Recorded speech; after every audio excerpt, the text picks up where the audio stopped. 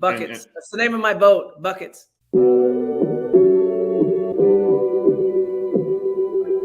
Buckets. What we get.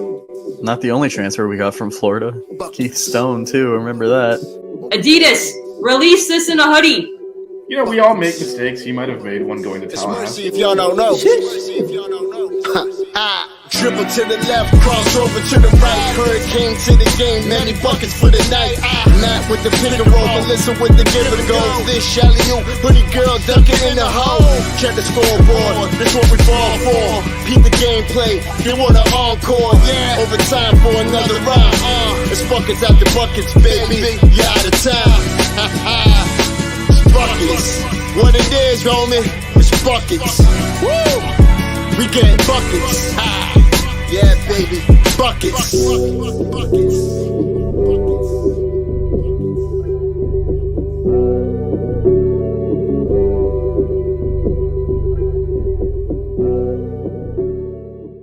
I have no shame. I know. That's the problem. You guys are awesome. What's up, everyone? Welcome to another episode of Buckets on Six Ring Canes. For the second week in a row, we have all three of us here to start. Look at that. Good stuff. Vish, did you ever look up to see if we've ever had the three of us on at the beginning like you said you were? I haven't looked up anything. I don't know what day of the week it is. Vish has been working very hard the last week. Your boy's It's going to tired. continue. It's going to continue. It's going to continue for the next couple of weeks. Well, he's always working hard, but he was not getting a lot It's of been sleep worse. on top of working hard. But Still yo, not. our Coffee is team- beverage of choice tonight. Shout out to Bustelo. Always got the Miami beans. Shout out to Mott's. Mott's. Cheers. But Shout out to A&W. I don't know if there's still any, but shout out to A&W. The company still exists, right? They sell Are they- root. Well, I mean, water. this is from the restaurant. They still aren't they like combined? Isn't it like a combo thing with? We're gonna get into Chick-fil-A and Popeyes with Durand Scott, so we could save that discussion. for those listening to the pod and not watching us on YouTube, I am wearing the interview hoodie, which means only one thing: that despite complications and possibly not answering texts and other things going on, we are having a guest on the show tonight. Whoa, accusations. Yeah, I always respond to your text. What are you talking about, Melissa? No, our guest is a very busy man. And so if you guys follow any of us on Twitter, you'll know that we were going to have the show Tuesday. Some stuff happened. He wasn't available. So we moved the show to today, and we finally worked it out. And we're going to have Canes Hoops legend Durand Scott on the show, former teammate of Julian Gamble, who we had on the show a few weeks ago. So let's go. And kudos to Matt for making it happen. I do something sometimes. Matt's the talent acquisition. No, Vish is the one that does everything. That's not true at all. Definitely, I don't have the connections Matt does on the Matt runs deep in the one person who didn't go to Miami for some reason has all of these Miami hoops connections. It is a strange existence we are operating in. Yeah, you would have thought, like, having season tickets for so long, that I would know somebody, but or from like your time at school, you're just like, oh yeah, something. I mean, we weren't the greatest during my time at the school, so 04 to 08. I mean, ooh, that is a rough patch. That's not exactly it's not exactly the best of years to be like. I did, although walking to a game one night, I did find Lance Hurdle's cane card on the ground. Nice. So I gave it to security when we walked into the game. But yeah, I'm trying to place Matt's age and see if he knows who Lance Hurdle is. I'm 29.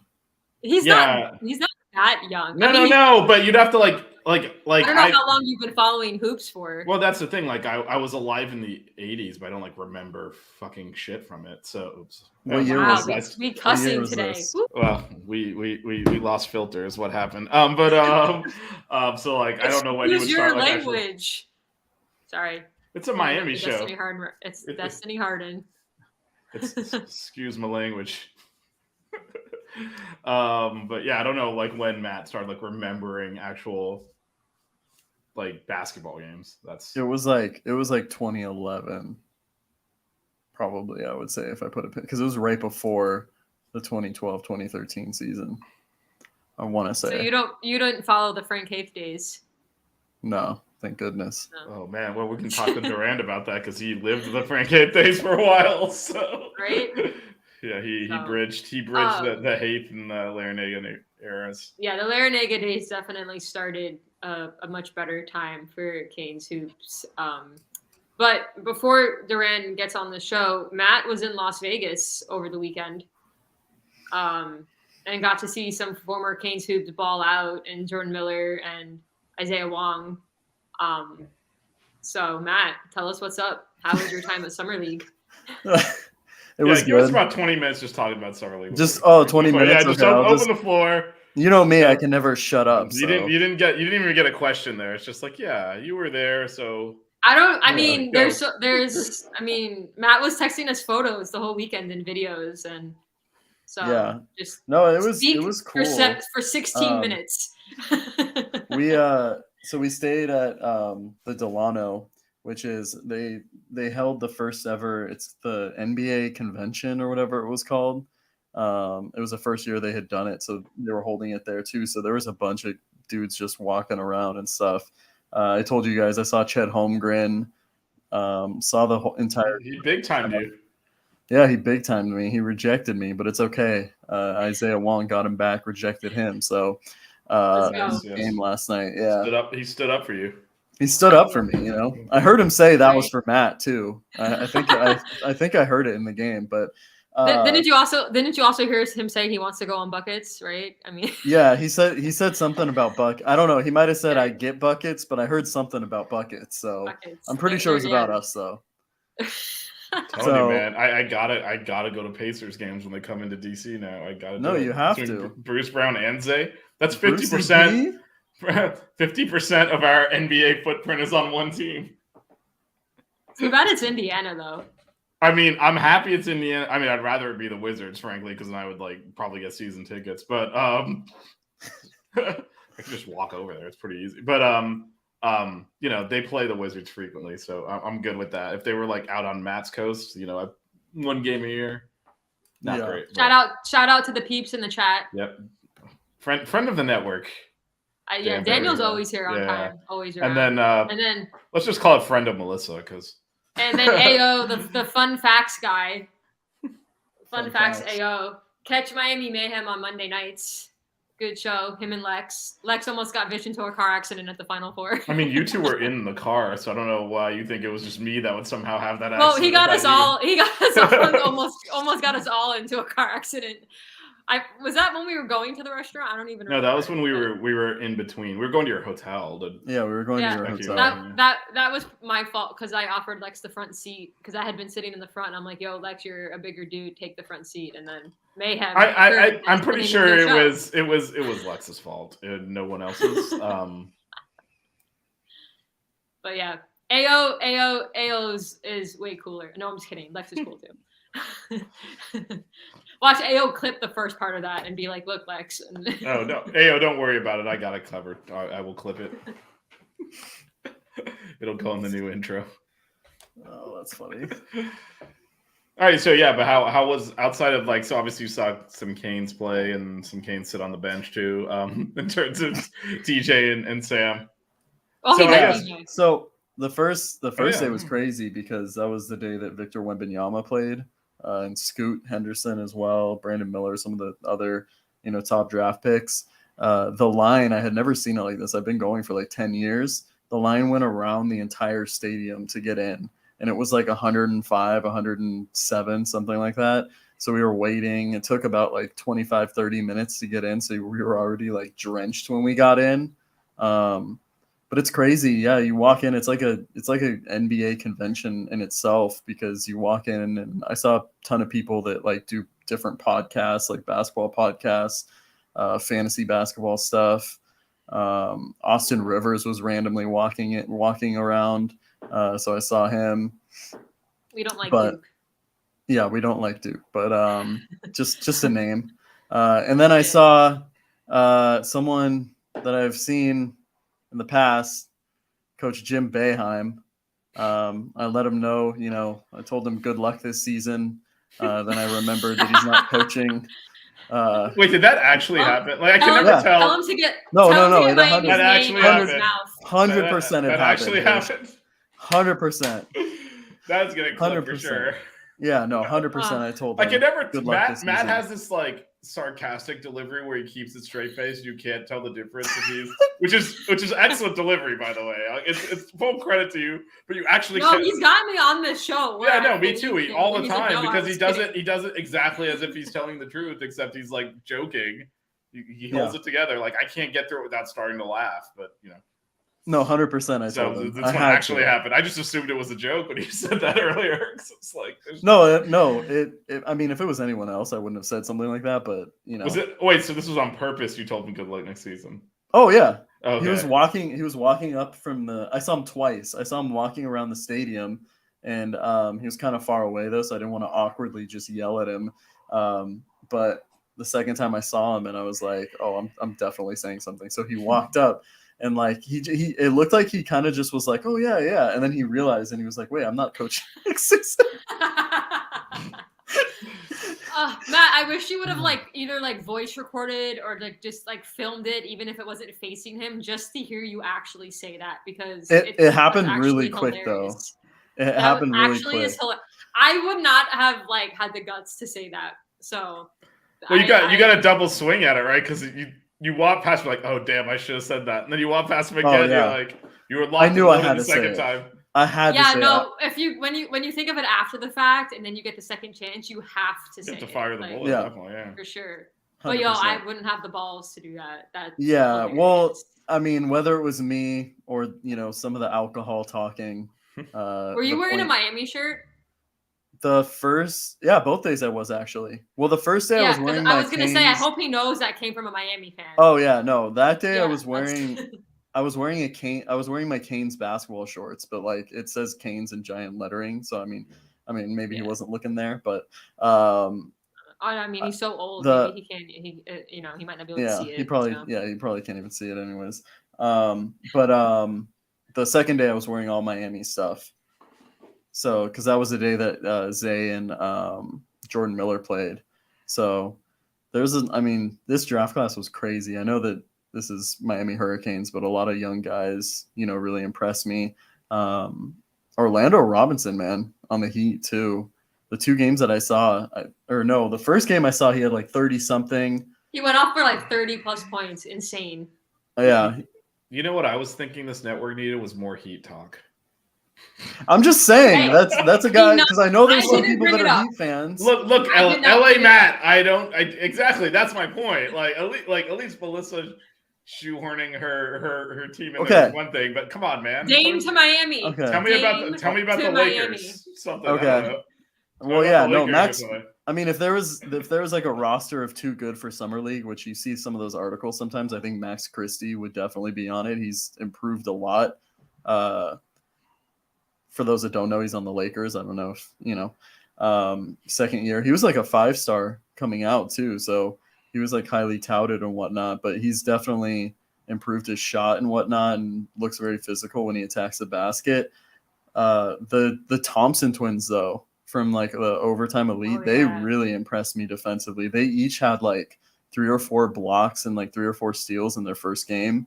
They really impressed me. Their versatility and stuff. I think they just need to improve their jump shooting and whatnot. Their mechanics are kind of a little funky, but if they can get that on a consistent basis, I think they're going to be really good. But I mean, obviously Victor Wembanyama was the big name, and Scoot Henderson. I thought Victor, didn't really have the best first game, but you saw, defensively how much of an impact he can make with his size and mobility for his size. Obviously second game he had, a better offensive game. You saw more of that versatility on offense as well. But yeah, and Scoot was really fun to watch. His step backs, the way he attacks, the way he drives and gets the defense to collapse, and he gets his teammates wide open shots. That was a part of his game I hadn't really seen before. his playmaking ability. So that really impressed me. So it was a fun first day, and then getting to see Jordan and Zay the second day. Zay didn't have the best of games. I think that was due to a few different things. He came off the bench. The Pacers were kind of playing their guys that were second-year guys, giving them most of the shots and whatnot. He wasn't really aggressive. He was more, acting as a playmaker, trying to get them in their offensive sets. But yeah, I mean, we saw last night, he played really well when Mathurin and Nemhard were out. I think they're probably going to be out for the rest of Summer League. So, he'll have a good opportunity to step up and, create some offense. And then Jordan Miller, man. So it was funny. Jordan Miller's dad was sitting 3 rows ahead of us. I didn't know it was him until he started screaming not screaming, but celebrating when Jordan caught a lob on the fast break. I don't know if you guys saw that. He might have gotten the steal that created that opportunity too, but he caught the alley-oop, kind of cocked it and dunked it, and his dad was going nuts. So it was really cool to see. You can tell that he's really proud of him and stuff. But yeah, so it was really cool. I thought Jordan played really well too. Just did Jordan Miller things. His activity on defense, the way he rotates and stuff, and his ability to guard multiple positions. I think that's going to be something valued right away.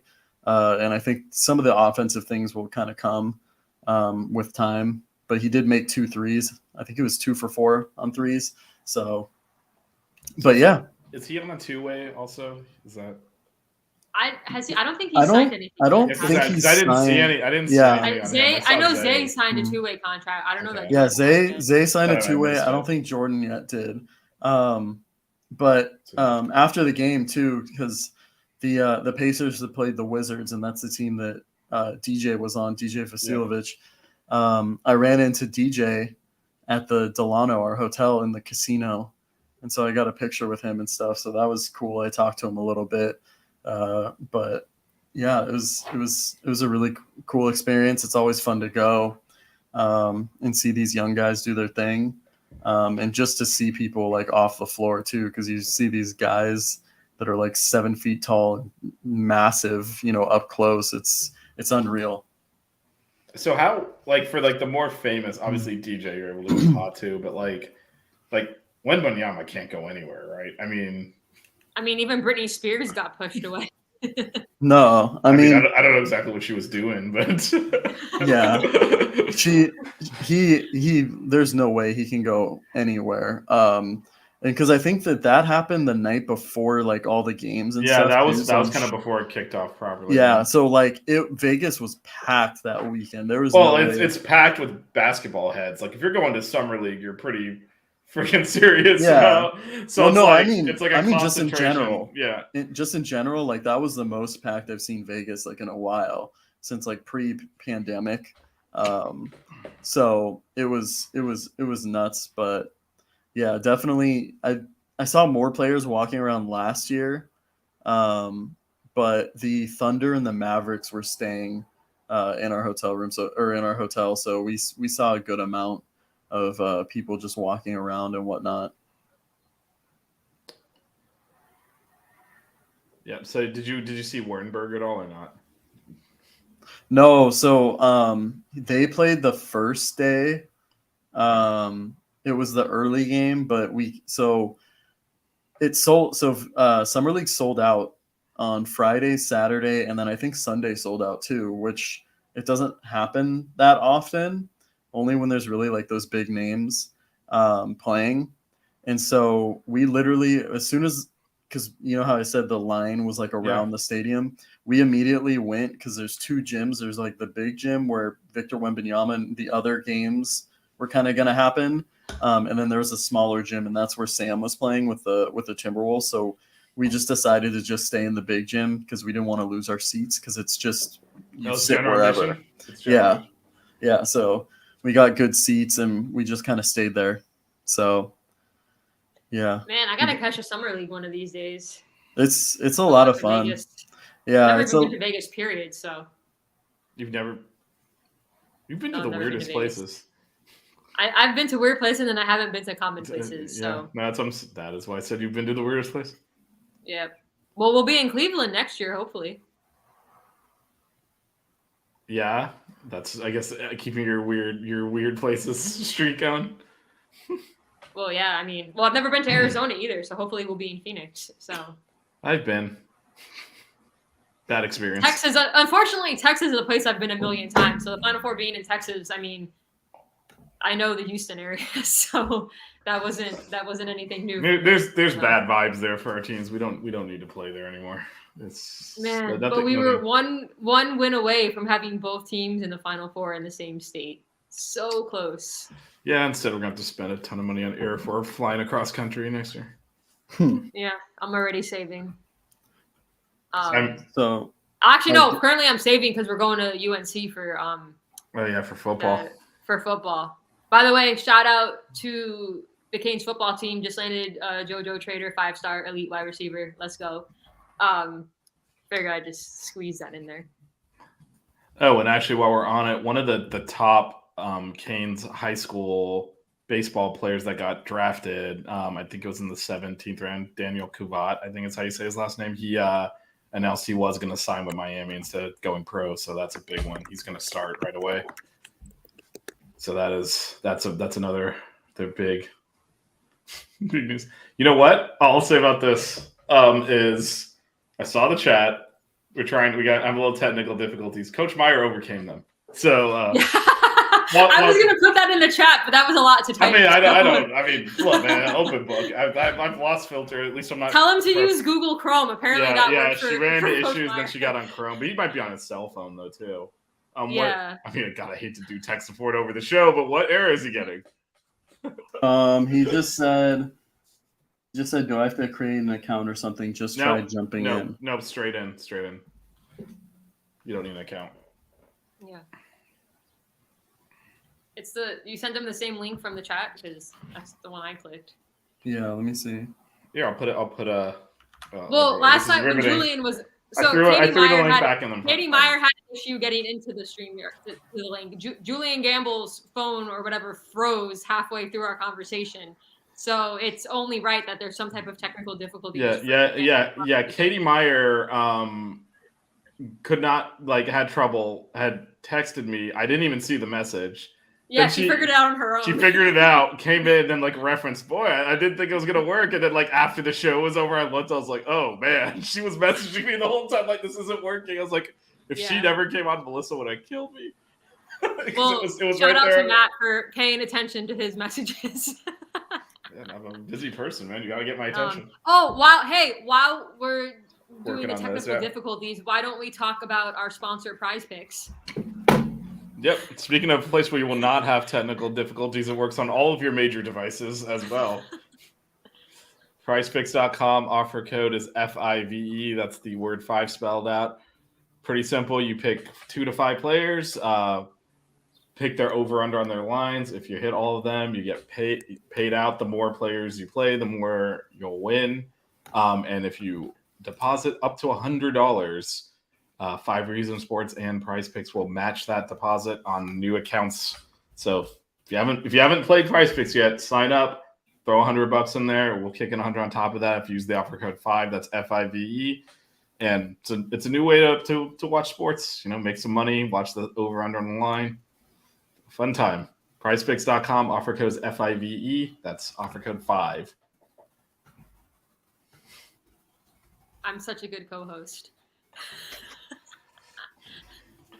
No, the good co-host wouldn't have to mention that they're a good co-host. Or maybe it's the Miami thing to do, right? You just leave it all out there. I'm just going to pat myself on the back. Listen, I have to provide something to this show because you and Matt are the ones bringing in the you're the hype woman? Is that, do I just say hype man? The hype woman / the ideas, because the Cane Stoops draft was my ideas. So you guys get all the glory for bringing in the cool people, but I have cool ideas behind this. I mean, let's not give Matt credit yet. I'm seeing the execution here. I'm seeing the planning, but you got to deliver. You are the IT guy, Vish. So because I have access to the account. Why am I the IT guy? Wow. What's happening, Matt? It's gonna happen right now. Let's see. I see nothing. Anyway, Wait, Durand Scott is going to join the show shortly. Where positive, like this is like one of those When we self-help promise things. we I deliver. believe. Okay, God, let's this is gonna be part of the intro, isn't it? I hate it. not- I mean, we don't even. I don't even need to recut the intro. I just play this shit. should we discuss Durand Scott's contributions to Canes hoops while we're waiting for him to come on the show? Like ACC Defensive Player of I the mean, Year. I would say there is a 0% chance that people watching the show are not very familiar with former ACC Defensive Player of the Year and a Hurricane It's superstar. filler, Durand Scott. Vish. It's filler. Well, okay. So we have to. I'll give you two choices. We can do filler, or I can let Durand Scott in. What do you want me to do? Well, we picked. Well, tell us that he's in the. I mean, it happened mid your filler explanation. But our man is ready. Let's welcome to the show, Hurricane legend Durand Scott. Thanks for joining us. Yay! Having me. I appreciate you guys having me. How you guys doing? Good. Excited to have Better now that you're here. I know, right? It's been a little journey to get me here, but I'm here. There we go. So the way we're starting the way we start our interviews now, we actually had your former teammate Julian Gamble on the show a few weeks ago. Okay. And the first question we asked him, it's a debate among the co-hosts in this group. Are you a Popeyes guy or a Chick-fil-A guy? Ooh, good question. I gotta go Chick-fil-A. Yes! Add another to the Chick-fil-A team. Let's go. We're getting killed here, Matt. We're getting killed. All right, it was nice having you on the show, Durand. I am the lone. If you threw Raising Cane's in there, then we have some competition. I'm the lone okay. Chick-fil-A person. I'm the lone Chick-fil-A person. I was going to say guy, but that would sound weird. Of the group. So I'm glad to have another buddy. Julian Gamble also picked Chick-fil-A. So strong work, Durand. Thank you very much. College, right? It was right there at the mall. So we visited every day to go get some Chick-fil-A. So except on Sundays, unfortunately. When's the last time you were on campus? Because there's a Popeyes like right next to campus now, like right across, like from Sunset Place. Okay. Like right on campus. I think there used to be like what was there, KFC there? I think back when we were in school, but it's yes. Yeah, but that's now a Popeyes. So the Popeyes is right there. Yeah, okay. Our boy AO is a mad Chick-fil-A hater. So well, there we go. At least we're getting. You guys have support in the chat. Getting some support from the chat at least. A little bit of support. That's too funny. Yo, Durand. So Thanks, I gotta Durand, tell for you picking this, Chick-fil-A. to start this off. We how far back was it? Like a month or so ago. We had like an all-time Miami Hurricanes basketball like draft. And you know who chose you? I don't know though. If I knew this knowledge of you picking Chick-fil-A over Popeyes, I don't know if I would have made this selection. But your boy here took you. Appreciate it. And also had a couple of teammates on the squad. Yeah, there's 3 of you guys from the 2013 team on his team. I have one guy from your team. They really let me have you, Shane, and Julian. Okay. I got my boy Kenny, and then Vish has Trey. Okay. Yeah. Okay. That's some good 2013 was well represented. But yeah, you're kind of quiet over there. It don't seem like you picked a couple of our guys. I'm old, so I had like I was picking some of the older guys too. I see the direction we headed. Yeah, no, I'm the older of the bunch. It was very. I'm repping the merch though. I'm repping the merch. Good job. I'm just gonna say I've got the 2013 merch. Just pointing that out. that shirt not too long ago. Nice. It was hard to choose. I have more than 2, so I switched it up from the Julian interview. But yeah. Melissa has 90% of the shirts from that year. There's one Good on the amount. blanket too. There you go. So. Those go memorabilia. You need that. Yeah. That 20. I said it when we interviewed Julian. That 2013. That team was such a joy to watch. I was a season ticket holder, so being there at the time and watching those games, that Duke game, you guys slapping the floor, it was the first time that like real hoops fans, like Miami hoops fans, got excited about the program, and you guys were that foundation. You guys set the expectation. literally one of my favorite seasons to watch. Like Yeah. I talk about that team. We were all at the Final Four, and I probably mentioned you guys a million times. Yeah, Like just yeah. the most fun season to watch. Well, What are some of your favorite memories from that year? well, simply with that team is definitely like one of the special teams I've ever been a part of, for sure, for sure. And I think what made it easier for everybody, we were just out there just really just having fun. Like that's literally what we were doing. You know what I mean? We found ourselves in a space where we all get along. We all was happy, no ego, on and off the court. We were all like genuinely friends. So it just made the transition on the court so much more easier. So I just want to say first and foremost, I'm grateful for those, for that time. You know what I mean? But just to kind of think back, some of the great times that we've had, it's so many. You know what I mean? From just doing all the unthinkable things that we've never thought that we'd be able to to accomplish. You know what I mean? I think we was able to get a new spare on top of on top with Coach L, leading us into a new direction, and he was able to just transform things in a way that just made it so simple and just it was just You led me into one of my questions. So you committed and played for Frank Haith as well. How was that transition to Coach Al? Did you ever consider like, oh, I don't know this new coach, I might like think about transferring or anything, or were you like, how did that whole thing go for you? Because I mean, for those that aren't aware, Durand was one of the top recruits ever to come to Miami, so you could have gone pretty much anywhere. So I mean, I gotta give people the context there. Durand was big time in high school too in New York. So He still is big time. I know. I'm just talking about coming into. Don't twist it into like I'm insulting our boy. No, but like he easily could have transferred somewhere and like walked into any major program too. So yeah. I tell you what, if it was this day and age, I don't know where I would have ended up, especially all these NIL deals. It definitely made a difficult battle to try to get me to come back. I say that, but my time in Miami for sure, it's unmatched. So it definitely would have been easier. I said some of my favorite times in Miami was early in my career, and I was with Coach Haith. You know what I mean? That had a lot to do with him, his staff, the players that was on the team.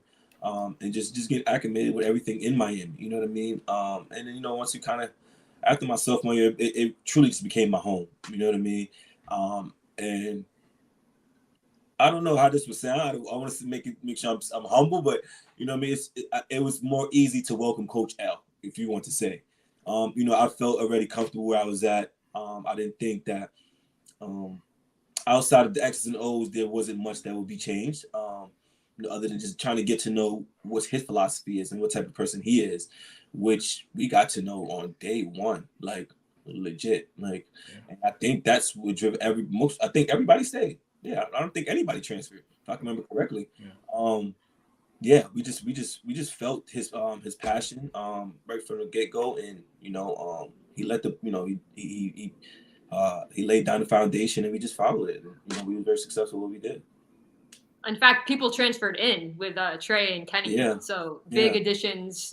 Julian staying for his 6th year. So many things kind of fell in line. Actually, with you two, I was ill when they interviewed Julian, so I didn't make that show. But when they interviewed him, he said he was actually going to transfer. But then because I think he felt like Coach Haith hadn't really defined a role for him. He was struggling to find his place in the program. So he said he was about to go transfer to Texas. And then when Coach Haith left and Coach L was like, oh, well, this guy might give me a chance. And so we actually, it's the other way around for him. Because we asked him a similar question, like, did you consider, leaving? He was like, I was going to leave before Coach Haith left. But then, so it all just came together. Everything fell in line. Everything fell in line for that team. It was special.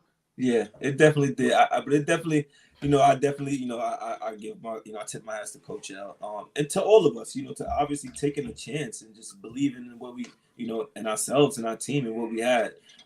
We didn't have, success. I would say the most successful seasons before that. So for us to kind of grind it out and everybody not, decide to stay and not transfer, that was a blessing in itself. You know what I mean? But for me, I kind of was sold already to stay in Miami. It wasn't no brainer for me. It was more so just kind of getting to tune with who was coming in, And like I said, Coach L is special. He's one of the few individuals that I was able to grasp, like, all his superpowers in such a short, span, because he's a superhero, man. That man is special. That man is special. He has the formula, and he knows what he's doing, and he continues to do it year after year, as we can see. Did you guys know what you had going into that season? Did you guys feel it? Like, I know you guys had some early losses that were people were like, what's going on? Like FGCU and stuff. But like, as you kind of went through the season and got into ACC play, did you guys feel that there was something special? Or was there a particular game or moment where you're like, all right, we could take this team far? I would say it's when we kind of got into ACC play. Especially, I think when we played after that Wake Forest game on the road, I think that kind of turned things around for us. But generally, just if you're just talking about a feeling, I think it was just the whole entire atmosphere, from like, it wasn't even really specifically a game. It was just like the atmosphere from like practice to the camaraderie off the court, how we were hanging out. Just, you could just feel the team spirit, you know what I mean? How well we wanted to do, for how well we want each other to do. So, like I said, it just transferred onto the court. We were just seeing game after game, just wins after wins after wins, and we were just, just keep going. Like, why not? You know what I mean? And then, a lot of us, obviously we take a peek at the rankings every now and then. But did you ever have like, I can't believe we're here moment? Because obviously the season didn't start with, even that Duke game, the famous one where you blew him off the court and slapped on the floor and all that, like, barely ranked going into that game. It took a long time for people to wake up to how good the team was. Like, this is the best team in the country. It's the top 2 or 3. Like, how long did it take for you guys to realize you were that good? Because even me, like, I guess I'm older. Like, I went to school there in the early 2000s, and like, even like, you won the regular season, the ACC, clearly the best team. Even then, like, ACC tournament final, and you're playing North Carolina. It's like, that's North Carolina, and you're blowing them out. I'm like, what am I even watching, man? This is like so incredible. Like, how did it feel going through that?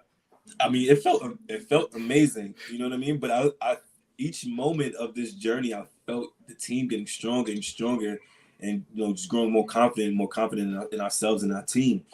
I think by the time the end of the season came, end of the regular season, where I think we was crowned season champs, with like, I think maybe a game or 2 left. I think at that point we were just like, yeah, we them boys, like, yeah, we them guys. Maybe it was. Oh, sorry. Go ahead. Nah, I was just gonna say that I think that it was actually good for us, because we needed that type of confidence going into the ACC tournament. You know what I mean? Being top of the rankings, and guys kind of trying to gun for us, which is usually the Dukes of the North Carolina. So it was special to be the ones to be, gunned for. So we had to be prepared, and we were. I was gonna say, when you guys played UNC at home, there was some big stars in the arena that day. With like Dwayne Wade was there, the owner of the Heat, Mickey Arison was there. Yep. I mean, there were some big time names coming to watch you guys play. Yeah. That was special. I mean, Miami's a special place, and it is going to continue to grow, especially within the basketball area, in athletics, and to just have guys to come like that to come out and just support us. It means a lot to us. You know what I mean? And, as you guys mentioned, it's one of the years that things just kind of turned around for the for athletics, and for basketball at University of Miami. So it was it was a special game. Like, again, we were just out there just having fun. It was a dope atmosphere. We were just happy to kind of put on a show for those guys. And then I remember the Shane bringing out off the backboard to Kenny. That was a huge thing for us. You know what I mean? It's just, like you said, everything just lined up. It was just like a special moment. It was like nothing was rehearsed. Like, we've never thrown off the backboard to anyone. I don't remember. You know what I mean? But like, for those guys to bring it out in the game, it was just like, like, every game was just, something special. Durand, I think like one of my favorite memories of you, and I think we talked about this before, was in that Duke game. You put the absolute clamps on Seth Curry. That was like one of the best defensive performances I think I've seen. But obviously you did it. What was that? I said you love this moment. Yeah, you mentioned to me quite a bit. Okay, I have then. Okay, I was like, I don't remember if I had, but like that intensity. That You mentioned played it during the draft too. I know. See, I did mention. I've mentioned it numerous times on the show, probably. Where did that like intensity come though from? That you played with on defense, like every game, man. To be honest, I'm not quite sure. I just, I just been a guy that always worked hard. I guess just always wanted it more than anyone else. You know what I mean? And just want to do whatever it takes. You know what I mean? I was one of those guys that early in my career, basketball. I was one of the utility guys that just kind of I didn't really care for points and the accolades and all the things of that nature. I just wanted to do whatever it takes to win. At that time of my career, I didn't even understand the game. You know what I mean? So if the coach told me I need you to go out there and rebound, that's what I went out there and do.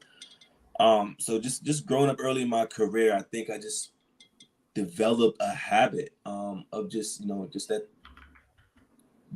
grind, tenacity on defense.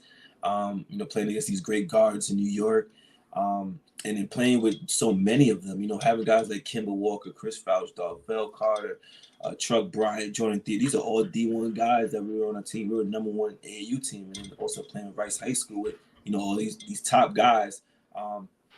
Like as we all know in the game of basketball, everybody can't score 20 points. You know what I mean?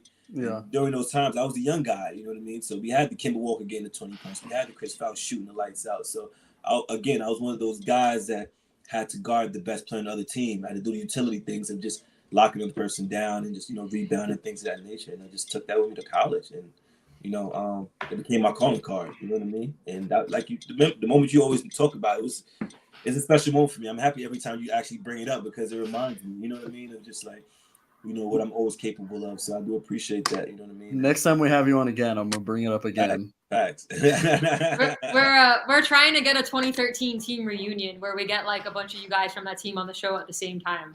That'll be so. Dope. We're trying to do a reunion in the South, in Miami. That's something we've been talking about in our group chat. So, if we coordinate with you guys and make that all happen, why not? You know what I mean? Let's start here. I live in Miami, so let's go. I'm saying. I live in California, but I will fly out to Miami. I mean, I live in DC, but I'm in Miami half the time anyway. So I will say. I will make sure to have. I hope on previous shows we've talked about. We talked about a lot of different, like, who we want to, like, recruiting wise, of who we hoping to see on our team, like, next season or whatever. And I compare a lot of players to Kenny Kaji. So I probably mentioned him 3 or 4 times a show. So people probably think I'm crazy. She's obsessed with stretch fours. The stretch four. So, yeah.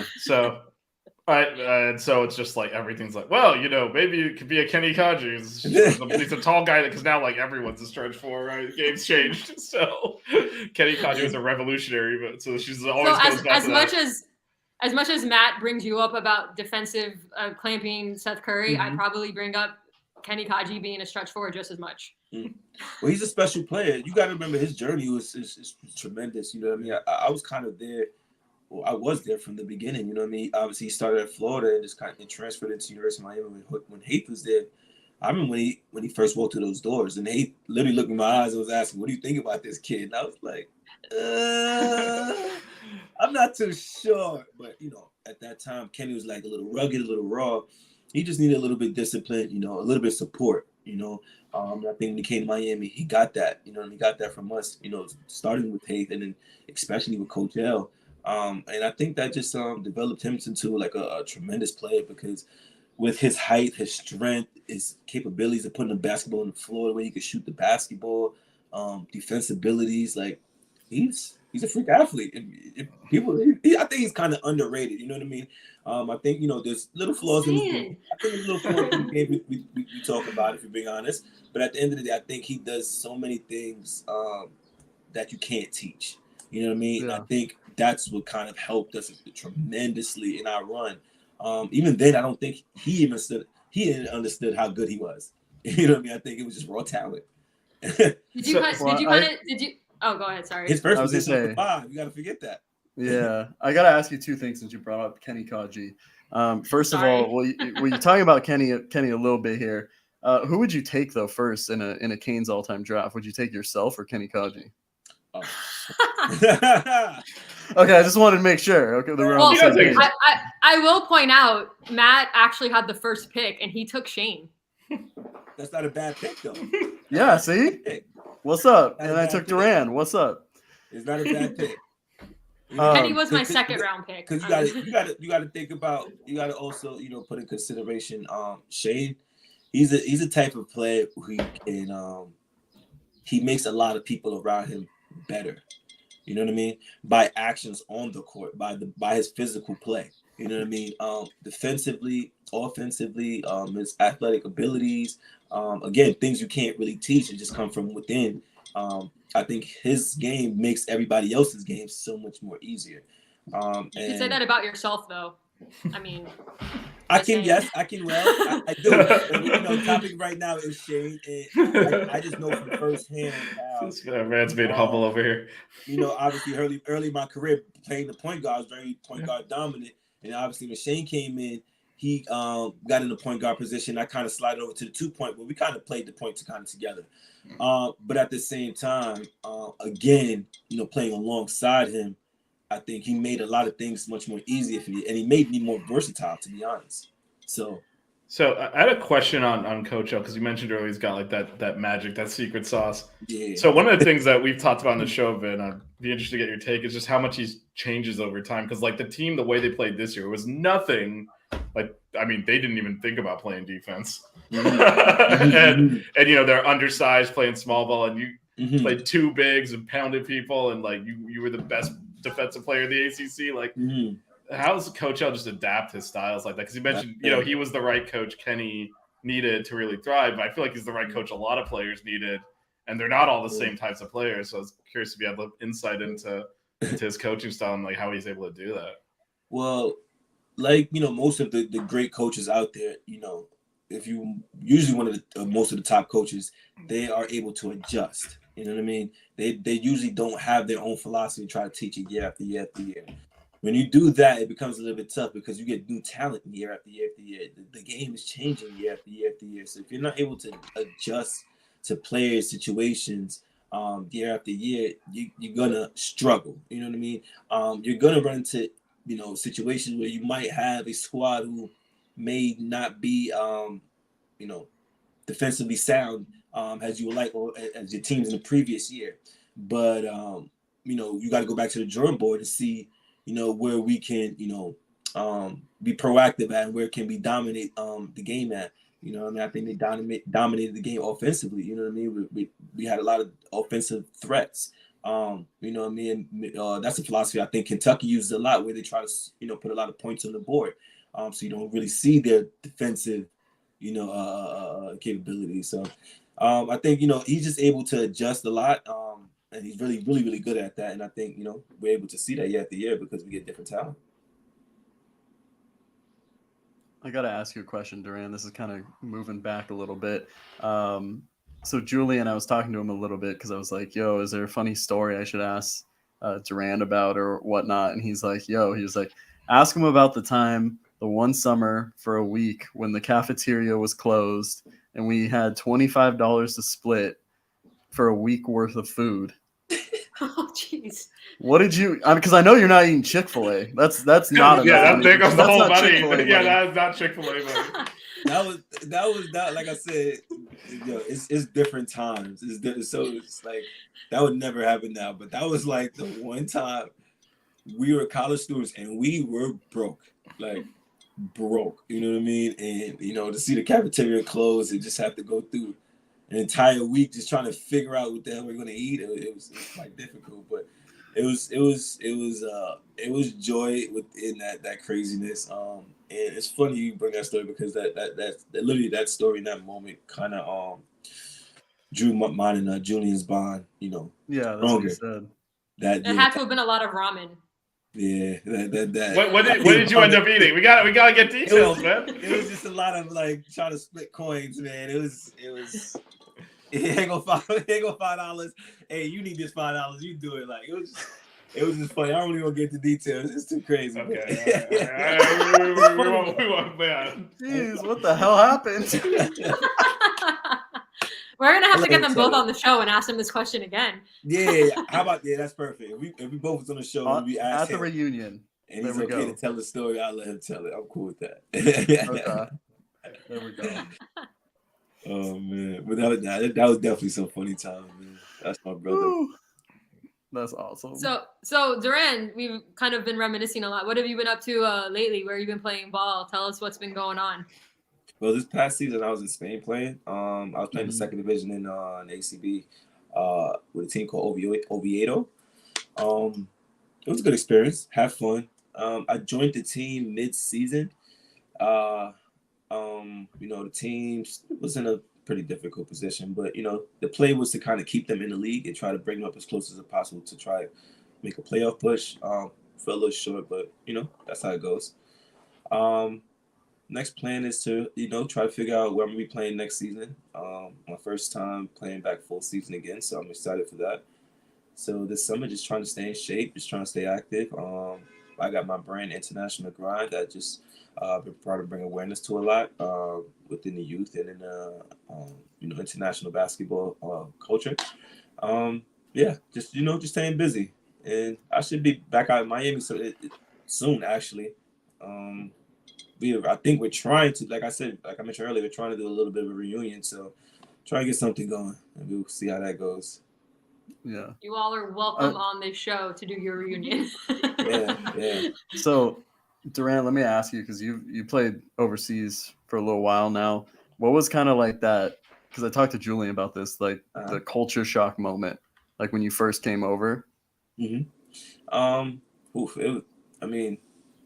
It was crazy.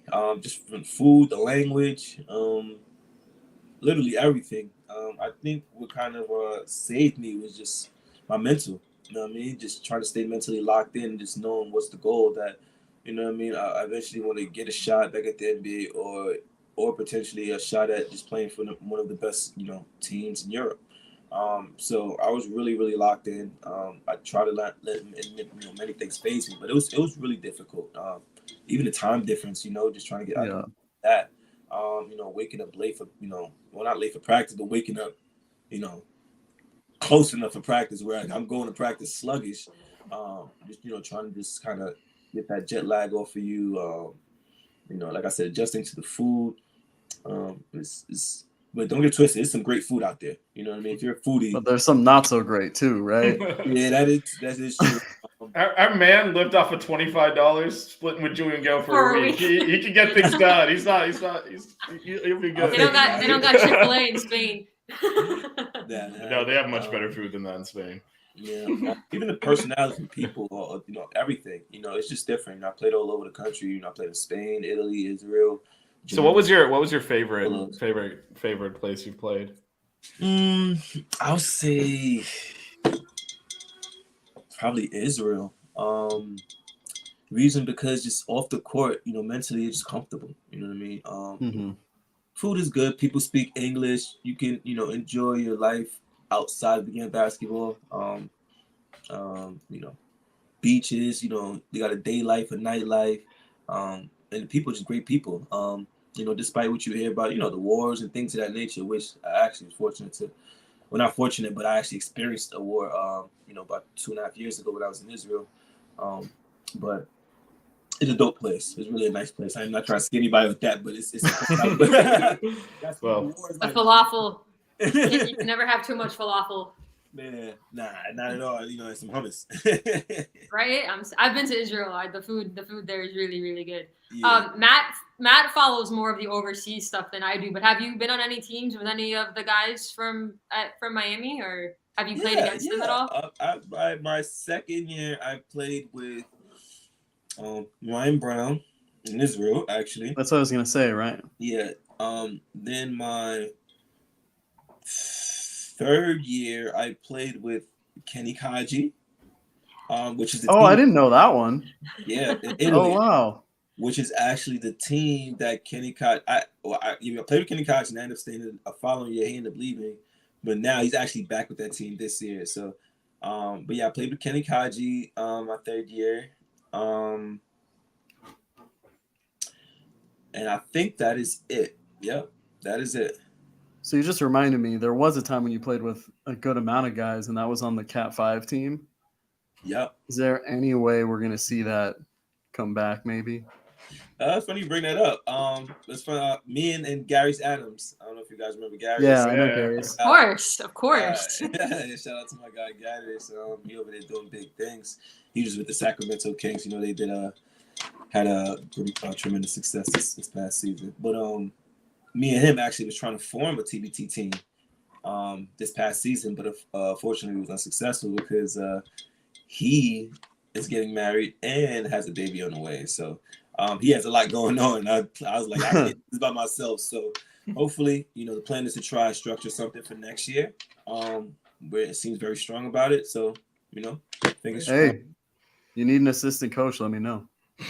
Hey, let's get it. Hey, You have a very high opinion of your basketball acumen and abilities. Wow. No, I'm the ultimate Hey. hype woman. I'm just saying, I am the best promoter. You're talking to a 2-time JV head basketball coach here, so just saying.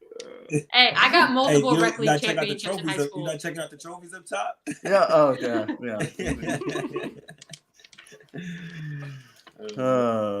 There you go. Hey, don't forget he picked Chick-fil-A. Let's not bring up bullshit. All right, so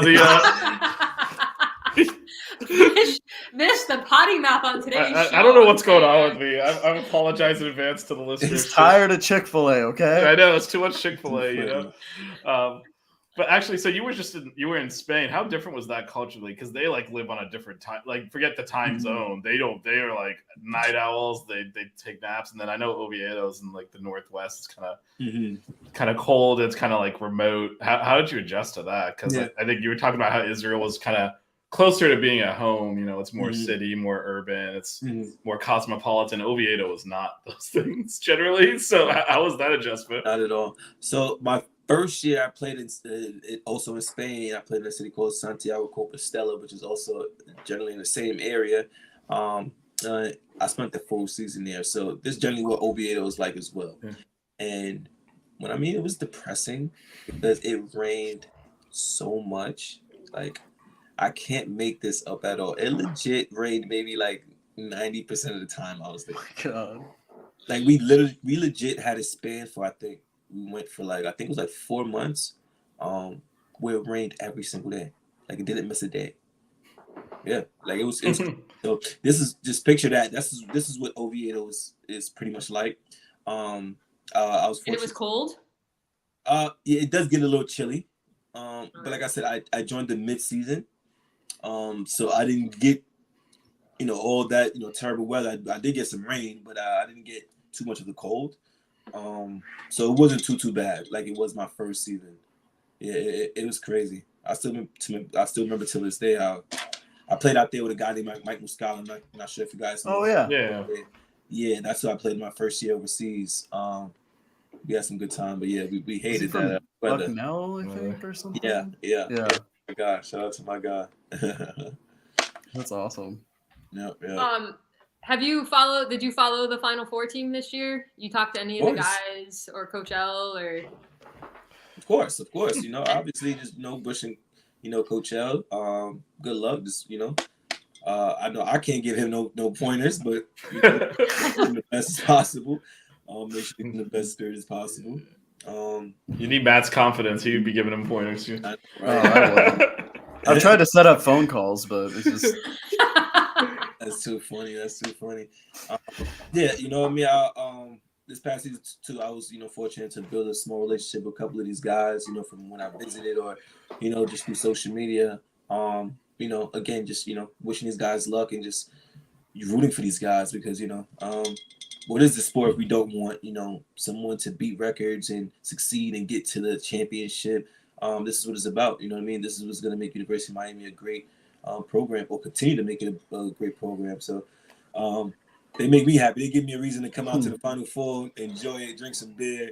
I would just suck that I couldn't come out. I was like, I felt so devastated I couldn't be there. Legit, I'm not sure if you guys know again. A great friend of mine is Kemba Walker. Obviously played UConn, and and playing. Not such a great friend that weekend. Yeah, that plan was for us to go out there. We actually was going to get some courtside seats, but obviously I was in Spain. I couldn't make that trip. So we just took a friendly bet, and Oh no, what happened? What did what you you lose? mean? What happened? What'd you have to do? What'd you have to do? What was the bet? Some money. I lost some dividends. Oh, okay. Oh, okay. Friendly bet is generally like, oh, you had to wear like a UConn shirt or something, but Yeah, it was nah. it was not. It was cash money It here. was- All right. Yeah, All right. it was cash money. But yeah, that's my dude. It's all right. We repped for you at the Final Four.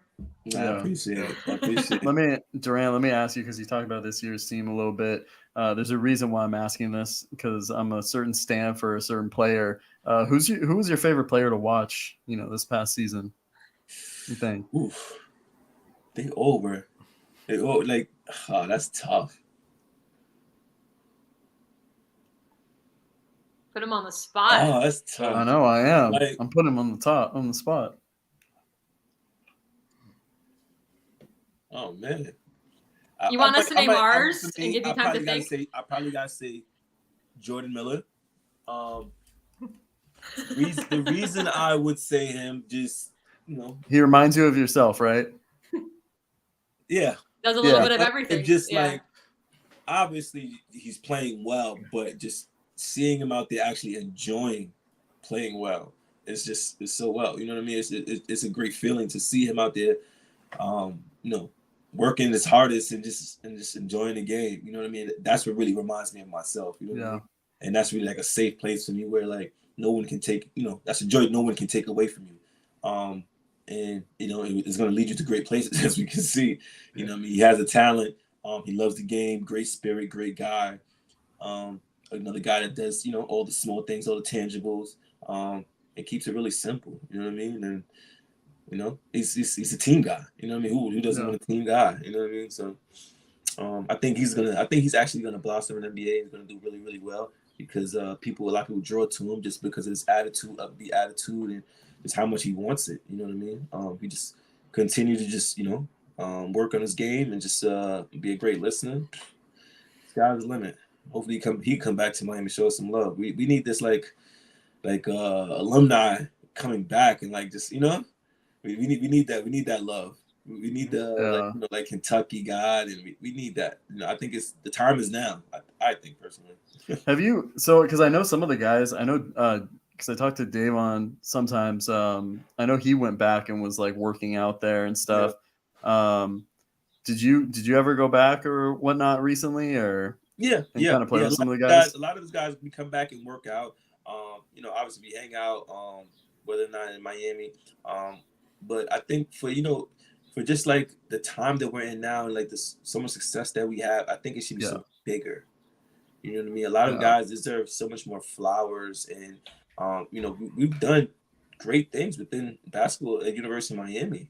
You know what I mean? I think that would be I think we've been shadowed by football, as we all know. You know what I mean? Yeah. Now we're kind of trying to break down that brick wall of us being a football school. With Coach Ellis' success we've been having, but with so much history that our school have had with football, it's tough. You know what I mean? It's gonna continue to be tough. You know what I mean? Well, basketball put the school on the map this year, men's and women's. So that's why we, all three of us really wanted to start this thing too. Yeah, as well. Nah, this started after the Final Four run. This pod, so that is true. Kind of daring. This is what we need. We need pods like this. We need situations where we have these conversations. Bringing back the tradition, the history of University of Miami. And it's dope. I appreciate you guys having me. And whatever you guys need, man.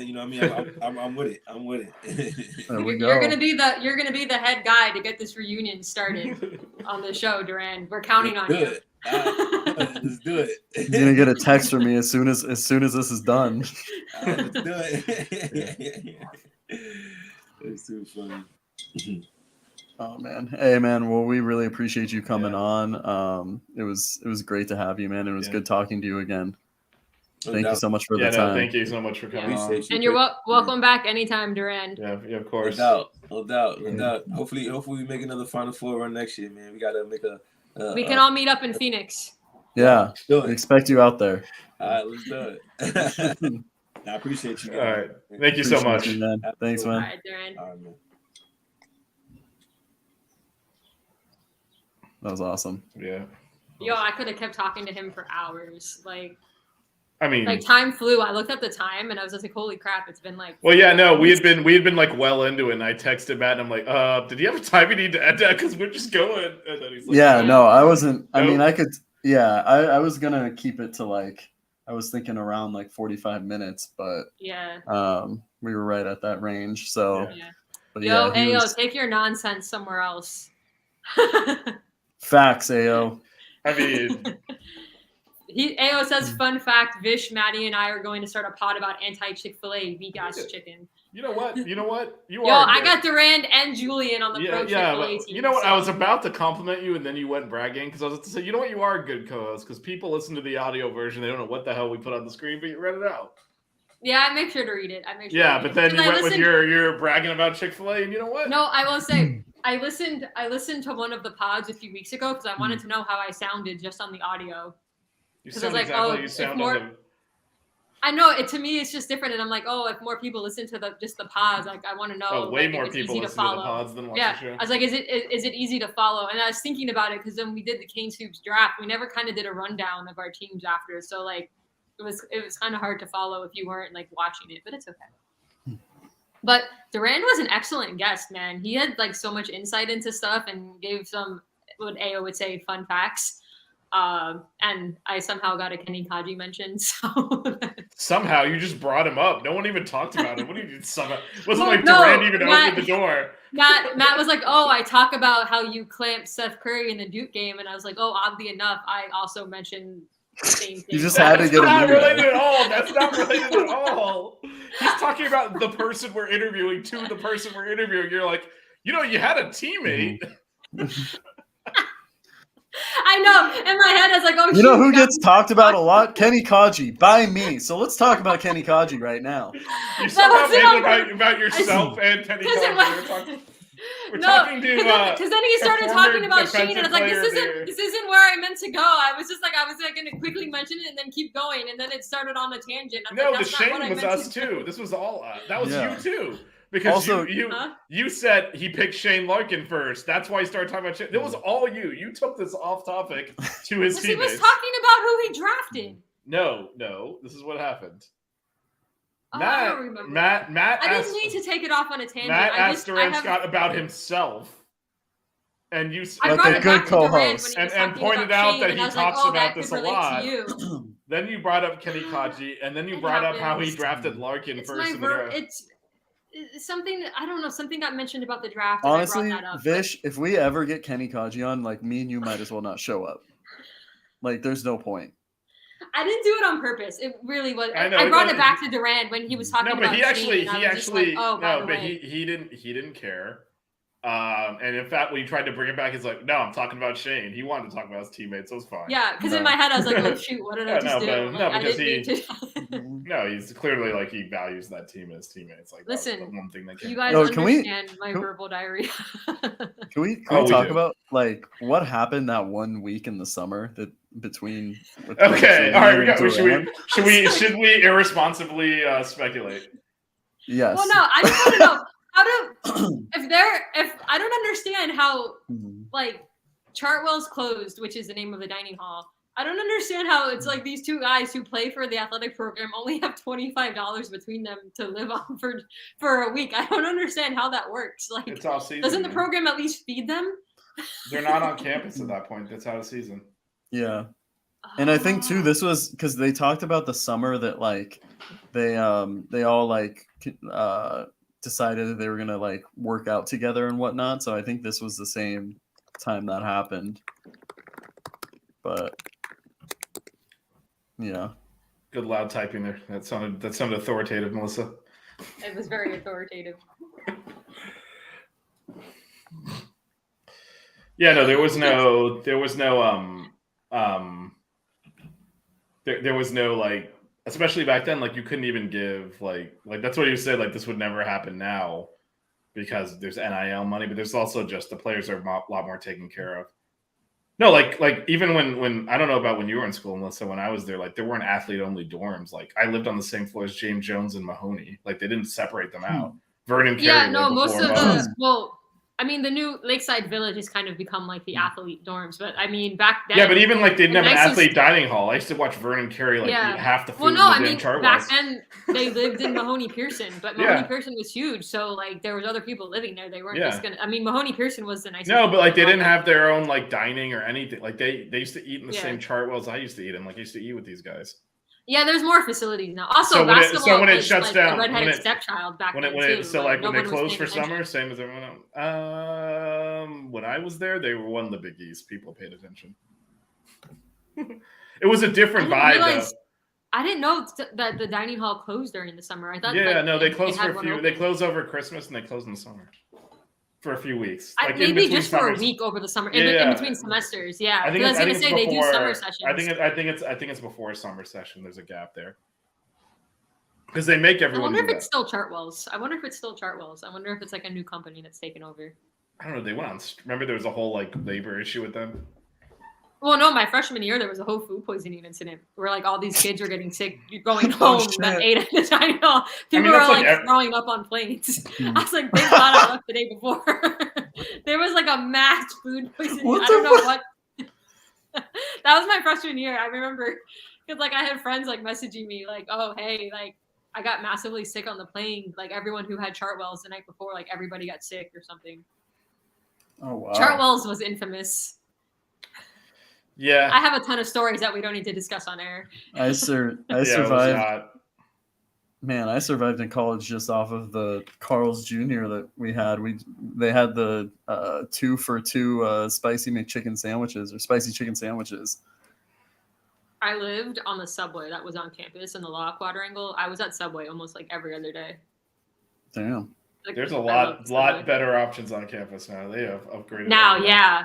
There was a There's no lime at crap. one point. I don't know what it is now, but back when I went there. it Oh was- man, have you been in the food court lately? It's like a full like they have Vicky Bakery. They got like everything in there now. Yeah. Like, it's They just, still like- have Panda Express though. Panda Express was my go-to. Oh, that's a Like, staple. I- That's a staple. The orange chicken bowl. Whew.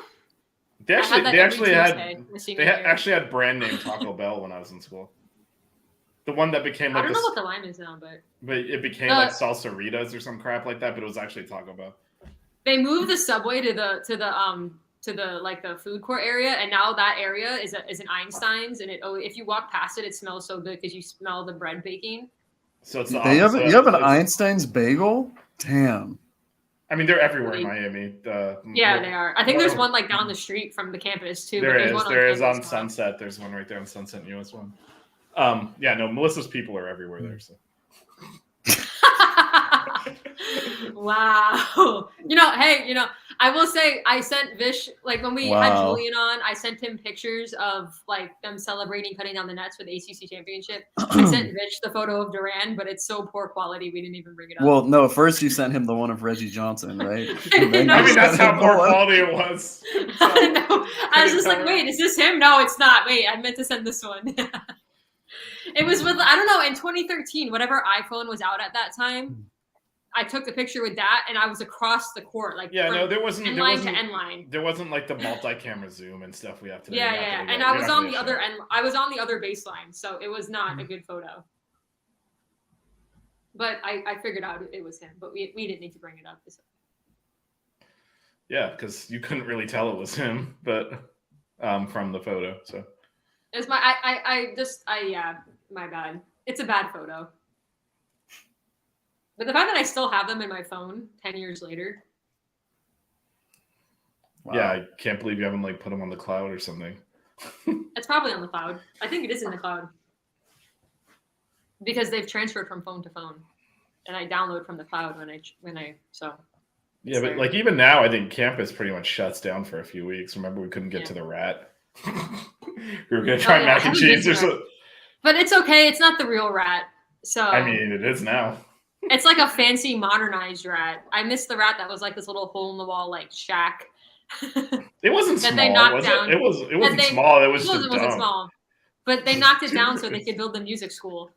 And then they moved it to the Shalala Student I mean, Center. they rebuilt all of that. Everything's been Yeah. remodeled there. the food Matt, have you court. been on campus? Yeah, I've been on campus twice. Yeah, twice. So You'll I have never- no idea what any of the building names are, or anything like that. But I mean, it's a beautiful campus. It's better than I mean, Cal State Long Beach.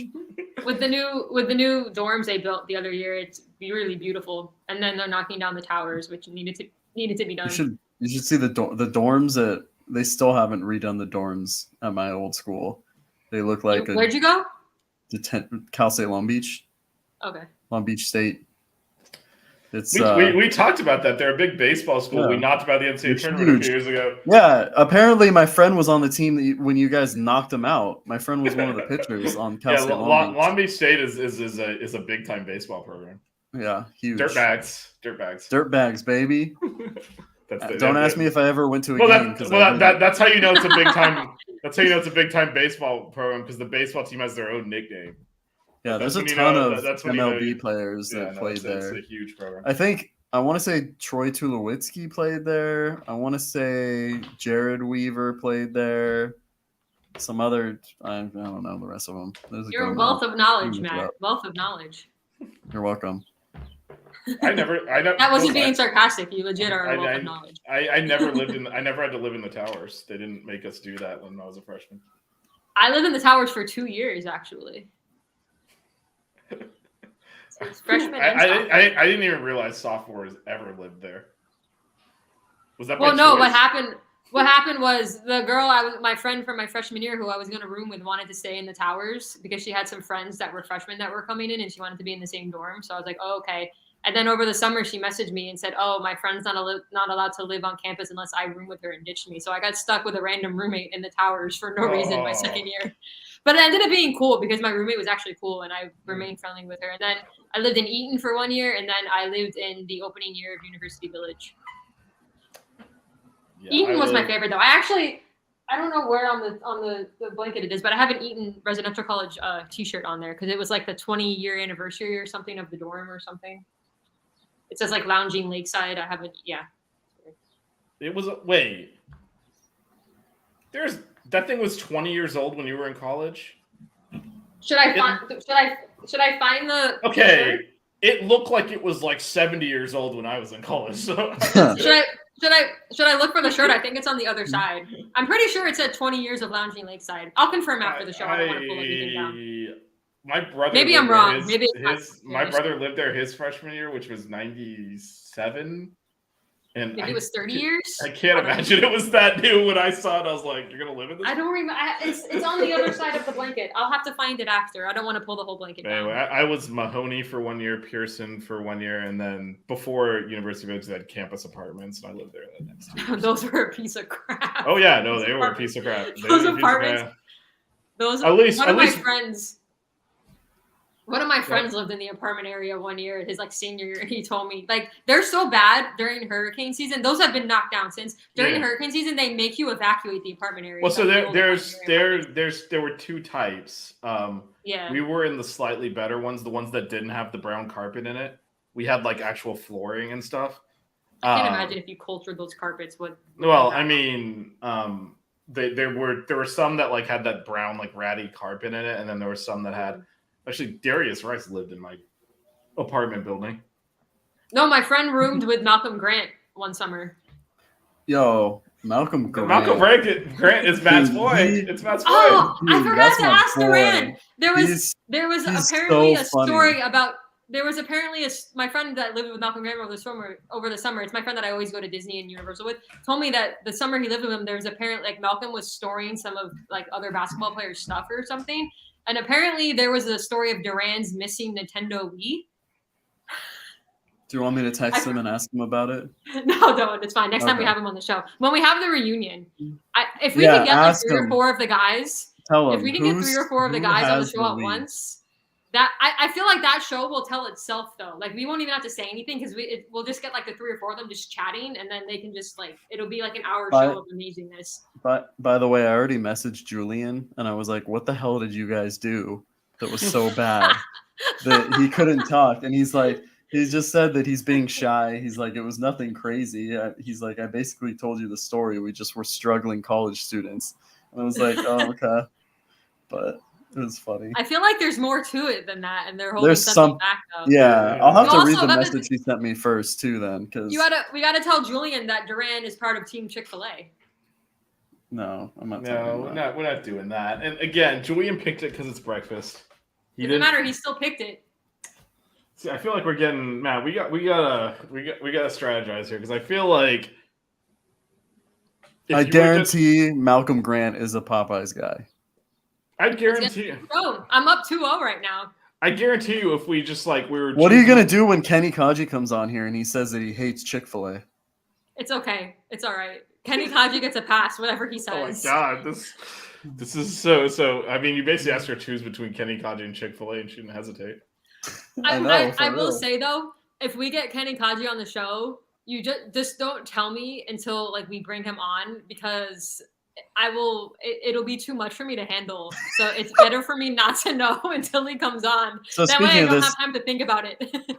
That is the worst idea ever. I mean, I have all the respect in the world for you. You're my friend, but the idea of me just hitting a button and Kenny Kaji appearing, you will pass out. Like, that's not good. You need to be that's worried. Great content. No, that's amazing content. I will need to call you and be like, all right, are you sitting down? Okay, I'm going to tell you something. Don't overreact. Like, that's what we're going to have to do. There's no way I can just hit the button and have him pop But that in. could be my intro. Instead of saying, Adidas, make this into a hoodie, it could just be me passing out when you tell me when you bring Kenny Kaji onto the screen. I mean, I legitimately think you might start crying. We need to tell you ahead of time and get you in a mental state where you can actually handle it. The only time Kane's Hoops has made me cry is when they made the Final Four. And it wasn't a full-blown cry. I was just tearing up because I was just really happy. My mom thought I was insane. But, I mean, is that respectable, though, that I teared up after we beat Texas? Why is that? What do you mean is that respectable? Yeah. Like, is that... Are you kidding me? I cried. I cry all the time. Okay, I don't know. I'm an emotional person. I cry at everything. I didn't think it was tears because I thought it was just pool water, but it was tears. No, the problem I have is that when I'm like really nervous and excited about something, instead of just like getting quiet, I just make inappropriate jokes. I mean, don't worry. I already primed the pump on this show, so you can just have at it at this point. You might have to mute me if we get Kenny on the show. Oh, he'll do it. I'll do it. Yeah. So we may or may not be having another guest in the next couple weeks. I'm trying to. Oh, I thought you were going to say we were about to have somebody right now. I'm like, wait a second. Oh no! There's Kenny Kaji. Here he is, Kenny Kaji. Well, hopefully, I think Durand picked up on my love of the stretch four, so hopefully he played with Kenny overseas, so maybe he can get Kenny to come on the show. Yeah, I didn't know that. Okay, all right. Hold on a second. So, our man Durand was clearly humble, even when he was talking about like you're like, well, that applies to you too. He's like, no, but I'm talking about Shane. So, I tried to bring it back. I did. I realized understand. No. You didn't make a mistake because he wanted to talk about his teammates. I'm saying like. Mm-hmm. To another person, it would have been a mistake. To him, it was fine. So who gives a crap? Because he enjoyed it because he wanted to talk about his teammates. That's why when you tried to redirect, he's like, "No, I want to talk about Shane." Like he wanted to talk about. That's because I felt bad. So I know. After I said it, I immediately so was that like, part was fine. But what I'm saying is, I'm a novice at this, guys. What I'm saying is, despite your Kenny Kaji obsession, the idea of going through Durand Scott. ACC Defensive Player of the Year, one of the best players to ever play in the school's history. He really is one of the best players. I know. Maybe he can hook us up with the stretch four who played here for a year. It's an insane thing to say, with all due respect to Kenny Kaji. Like, I mean... Listen, for anyone watching or rewatching or listening to this, I love Durand Scott. I think they're all gone. Everybody... No, there's still people here. But anybody who's a sports like fanatic or whatever and is like a fan of a particular player, like everyone has like those one or two guys that they're really a fan of, and I mean it with no disrespect to anybody. Oh no, I know that. Kenny's just one of my favorite players, and I realized it when I mentioned Kenny, and then he started talking about him. I'm like, oh, maybe I shouldn't have done that because it was supposed to be like a quick comment and then move on. No, and then Durand's so chill and loves talking about other people, and so then I tried to redirect it, and then I'm. Yeah, no, I get. You have to understand. I'm very excited to meet anybody that comes on the show that's part of the program. Like the Katie Meyer interview, I was a nervous wreck the entire time, and I was stumbling over my words for the first good 30 minutes that we interviewed Julian. So I'm I fangirl a lot, and so sometimes I say stuff that I regret later. But I'm just a huge fan. Okay, of so Hoops, so just to summarize, there was absolutely nothing wrong with the interview we did. We're just pulling your chain. It does not matter. Second, the only reason I understand why. Like we all have those players we irrationally like, right? That it was just hilarious to hear someone say, you think Durand Scott can we go through Durand Scott to get to Kenny Kaji? It's a hilarious statement. It'd be like, well, you think if we get D Wade, he could get us Mario Chalmers? Is like kind of what you're saying, right? I don't know. I think, the other thing I don't know if that's the best comparison. Durand did say that Kemba Walker does know Kenny Kaji, so we could try to get Kemba Walker's phone number and then try to get Kenny Kaji. Look, man, UConn, I wouldn't we're not letting UConn people on the show. If Kemba showed up backstage, I'm pushing him, knocking him out. No, we're not trying to get Kemba. We're just we can't trade with you. Wait, hold on. You would really turn down Kemba Walker? What the hell would Kemba Walker be doing on a show, first of all? Like, what are we talking about? I mean, I know it's a Miami basketball show, but holy crap, you would really turn down Kemba Walker? This isn't fun on the floor. Why are we interviewing? We're not worried about Kemba Walker. We're worried about Kenny Kaji, I'm just pivoting for a quick second. Yes. You would really turn down Kemba What are Walker? we going to talk to Kemba Walker about? Just hoops. I don't know. He played in the NBA for how long? I mean, that's just my basketball fandom in general. Right? Was he not on the Mavericks like last year? Was he? I don't even know. Well, there you go. You're going to interview this person. You don't even. No, I mean, I would not have someone that's completely unrelated to Kane's Hoops on the show. What are we doing? No, listen. What I was saying is that Durand is obviously loves his teammates, talks to a lot of them. We talked about a reunion show, so maybe he's the guy to be like, to be the guy to wrangle them all in because he's, really good friends with all of them, and that's what I was trying to say. But then my love of Kenny Kaji just came up a little bit more than that. A little? Because I think a reunion show would be insane. Like that would be. I mean, we've had some really good shows so far, but that would be hard to top if we got that. Get them all down to Miami. We'll call Evan. We'll carve out a space at Ale House, and we'll do it. Oh, dude, can we do that? Yeah, Evan will hook us up. Shout out to Evan. He popped in the comments last. Yeah, so Evan is friend of the program, but primarily our F1 show because he runs the Ale House across from the Falls. He manages it 3 days. He manages it at night, so normally he conflicts with our shows, not the F1 show. He popped in the comments because we did this show when the F1 show normally is. So he showed up at 8 for the F1 show. That's why he said hi to me, and you two got pissed. He doesn't know who you are. For the he's the only one that shows up. Like literally, the F1 show yesterday was Jazz and I talking, and Evan in the comments, and that's just like talking to him through the comments. But yeah, he manages it. So we've already done we did the Clemson watch party there last year. So yeah, no, what would even be the setup for that? Like, would we need tables, some microphones. That's it. It's easy. Yeah. Table, microphone. I'll put a standalone camera. It's just a tech guy. I just show up and try to ramble off whatever facts that I happen to know. I mean, this isn't complicated. You just point to a camera, put it on a little tripod, stick it on the table. I mean, I stream. I put my laptop on top of a Cards Against Humanity box to stream the show. So. I mean, there is. I mean that is on brand for you, but that does all add up. But I'm working on a better setup, guys. I am. Because it's not noticeable on here. So I need to get rid of those trophies above me. Like, okay, what are the trophies? Because Durand even called you out. Yeah, he did. Wait, hold on. We should add that. We should add that to the Box of Crap episode. Matt can get down all his trophies. Oh, that was hilarious. Oh, yeah, okay, all right. Because we'll need more content for the Box of Crap episode. Yeah, so we'll just do, we'll do them both together. Don't take them down yet. Yeah, we'll do them together. Yeah. Okay, just let me know when I can.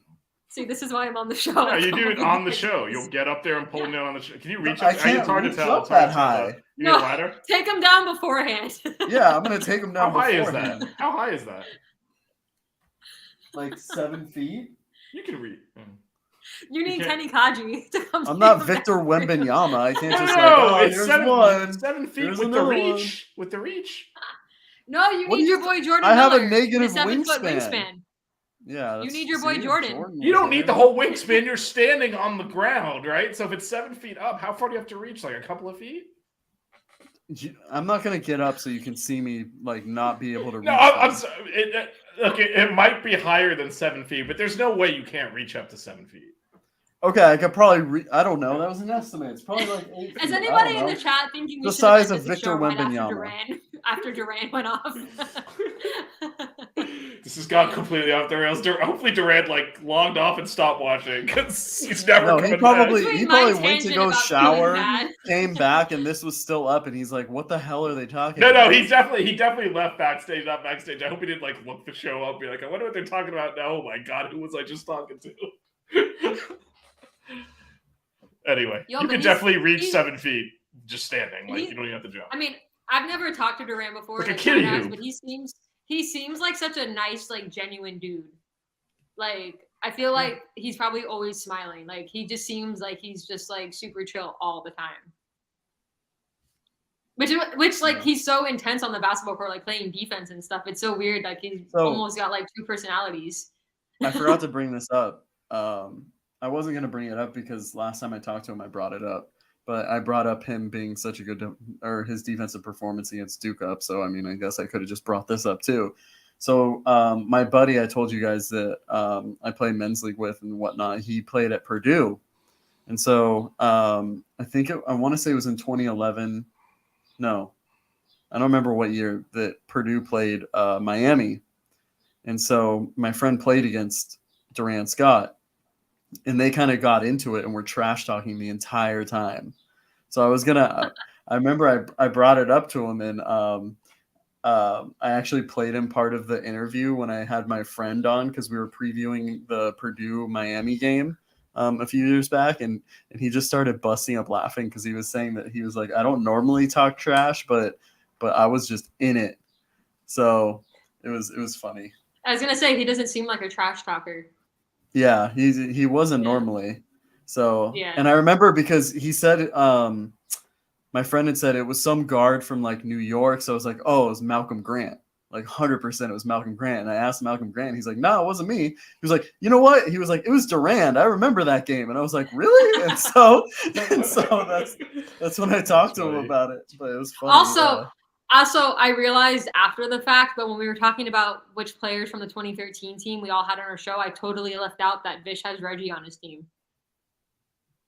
Oh. I honestly I don't think Durand retained any of what we were battling. Yeah, no, because but, there was like, I all feel those teams bad. like, huh? 'Cause I was like, I mentioned Trey, and then I'm like, you also drafted Reggie, and then like 2 minutes after I realized it, and I was like, I oh, didn't crap, remember there's who no way was I'm on gonna my get that team. Reggie. Like, why would you remember?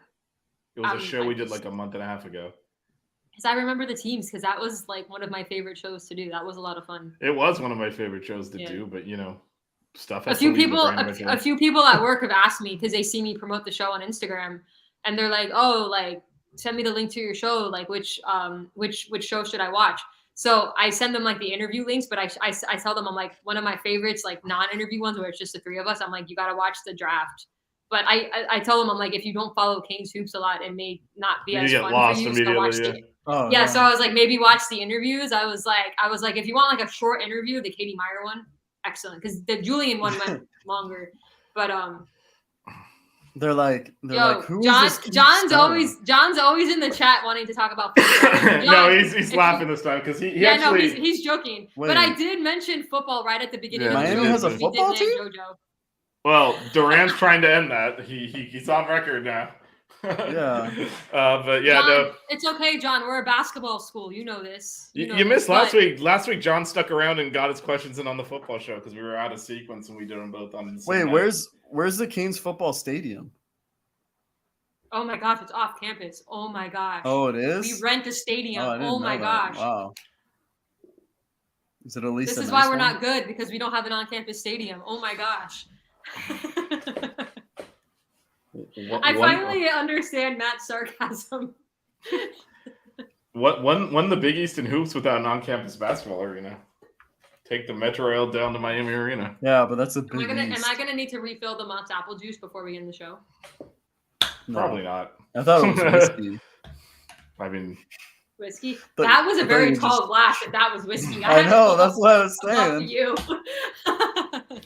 That's why I was kind of waiting here. I was like, I want to see what kind of Melissa we get after all that whiskey. Listen, to get me on air talking Canes hoops in general is dangerous because you know I fangirl. Imagine if I had alcohol with me.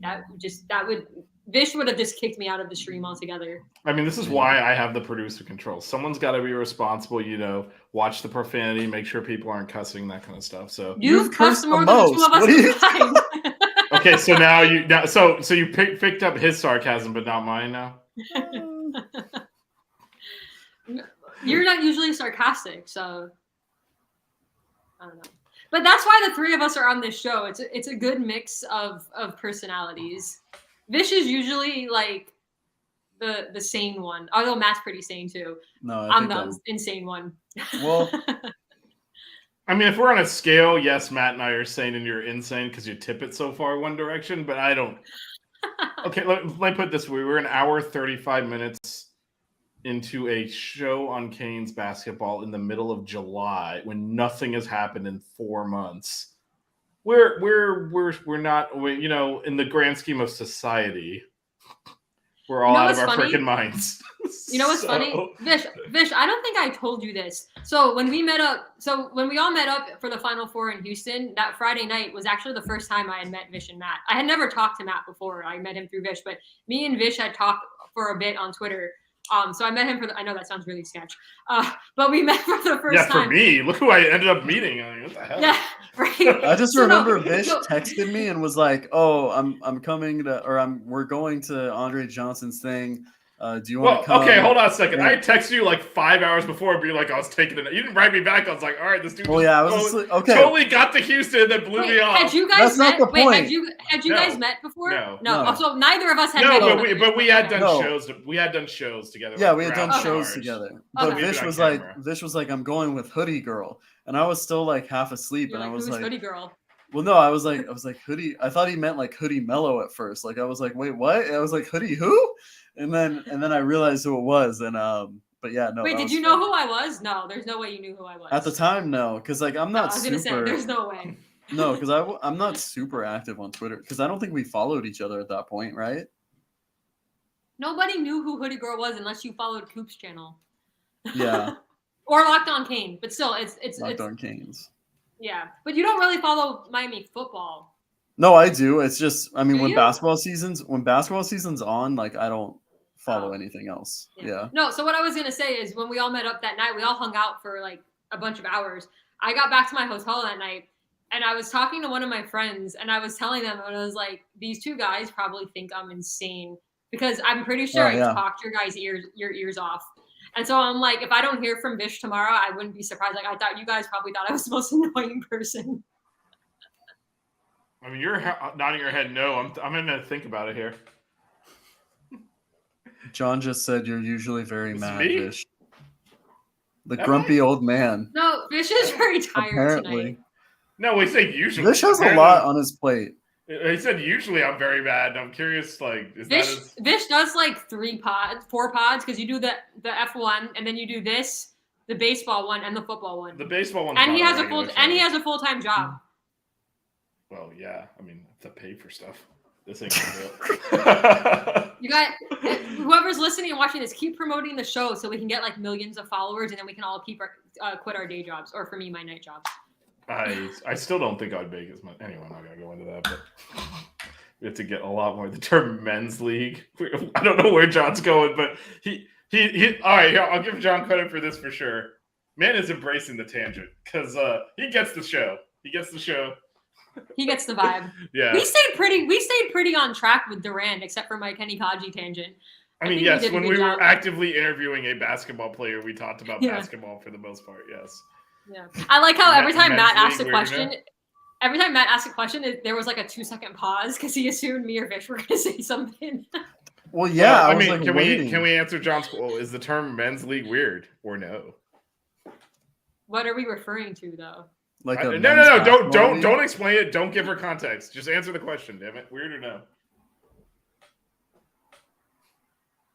I mean, is there context behind this that I'm not aware of? Is this not that I'm aware of. So if there is, I don't know what it I mean, it's a. Because I was gonna say, why would it be weird? So I then don't the get answer it. was okay. So then here No. we go. Yes, that was the easiest No. thing to do. Okay, no. No, I was like, am I getting set up? I was wondering if I was Matt, getting the set question up. was for you too, Matt. Do I think it's weird? Not really, no. Okay, there. It was not a hard question. It was not a trick question, far as I know. Now No, John I can thought tell. it was a trick question. Maybe Ayo, it are you is, still here? or no. I want to know if Ayo is still here. Probably not. He might have left. Yeah. I appreciate him commenting and watching the show. I've missed the Miami Mayhem show like 2 weeks in a row because I've worked both Mondays, which is I don't honestly unfortunate. like. I'm not. I cannot watch that much Canes coverage. Oh, I love it. Lex and Ayo are so much fun to watch. Oh though. no, It's nothing against literally, them. It's like Yeah. I can't. No. I can't consume content. I watch all the stuff on Miami Flow when I can. Oh, I know you do. Like, I was anytime- watching 3 Live Canes from work the other night, like just because it's fun to listen to Chris Bill and Steve. I know you're in all the chats. Like I'm well aware. And Max from Maxed Out is in the chat a bunch too on our show. So I mean, good guys yeah, on Miami nice. Flow. Max is in our show a lot. Not this one, the other ones. On the baseball one, that's true. Baseball and football. I owe Max a hoodie. I promised him a hoodie because I sent A Black, his co-host, a hoodie. But we don't acknowledge A Black, and if you hear this, A Black, you cheering for Connecticut He's a UConn nonsense. fan. Like we're Yeah, not he's a having UConn that. Yeah, I didn't know that when I joined the show, and then they were like, "Oh, he's a UConn fan," and I was like, Yeah. "What?" Yeah, so A-Black's we're not acknowledging that. He's dead to us. We're not playing those games. No, I was giving A Black a hard time because he only won Miami hoodie, so I sent him one. But so I told Max I would send him one too, but there wasn't, I guess, because it was like going into summer, so like a lot of the good hoodies were like sold out or didn't have the right size. So I told Max that I was gonna wait for like it to come back into season again and get him like one of their newer hoodies. So I'm like, I don't settle when I buy people hoodies. I get them the good stuff. Maybe we'll get Buckets hoodies. Yeah, I should figure out what happened with No, that. we reach a certain point when we do this show where I'm just like, how did we even get to this point? Whose dog is And- that? I don't know. I have all my windows open because it's really hot here. So Well, you guys don't have air conditioning in California? What happened? no, we don't usually need it. So Wow. I even imagine. can't. Wait, is that serious? You don't have air conditioning? no, we don't. Almost all the houses in this area don't.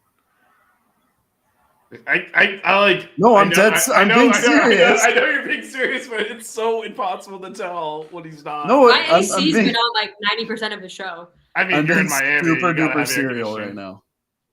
I'm being super duper. No, seriously, we don't have AC. We have like, you know what? I guess it's technically AC, but it's only for one room. Oh no, not Like the you have, like, the window. little units? The window unit. Yeah, for one room one of the doesn't count. window That's not. yeah. That's not really AC. Yeah, so we don't have AC, and I'm Damn. upstairs, so it's hot. Damn. But it is what it is. I'm Wow. waiting for John to put another question in the chat. I think he didn't like our hesitation on the weird or no. Next He, question. No, I actually find him is- amusing now.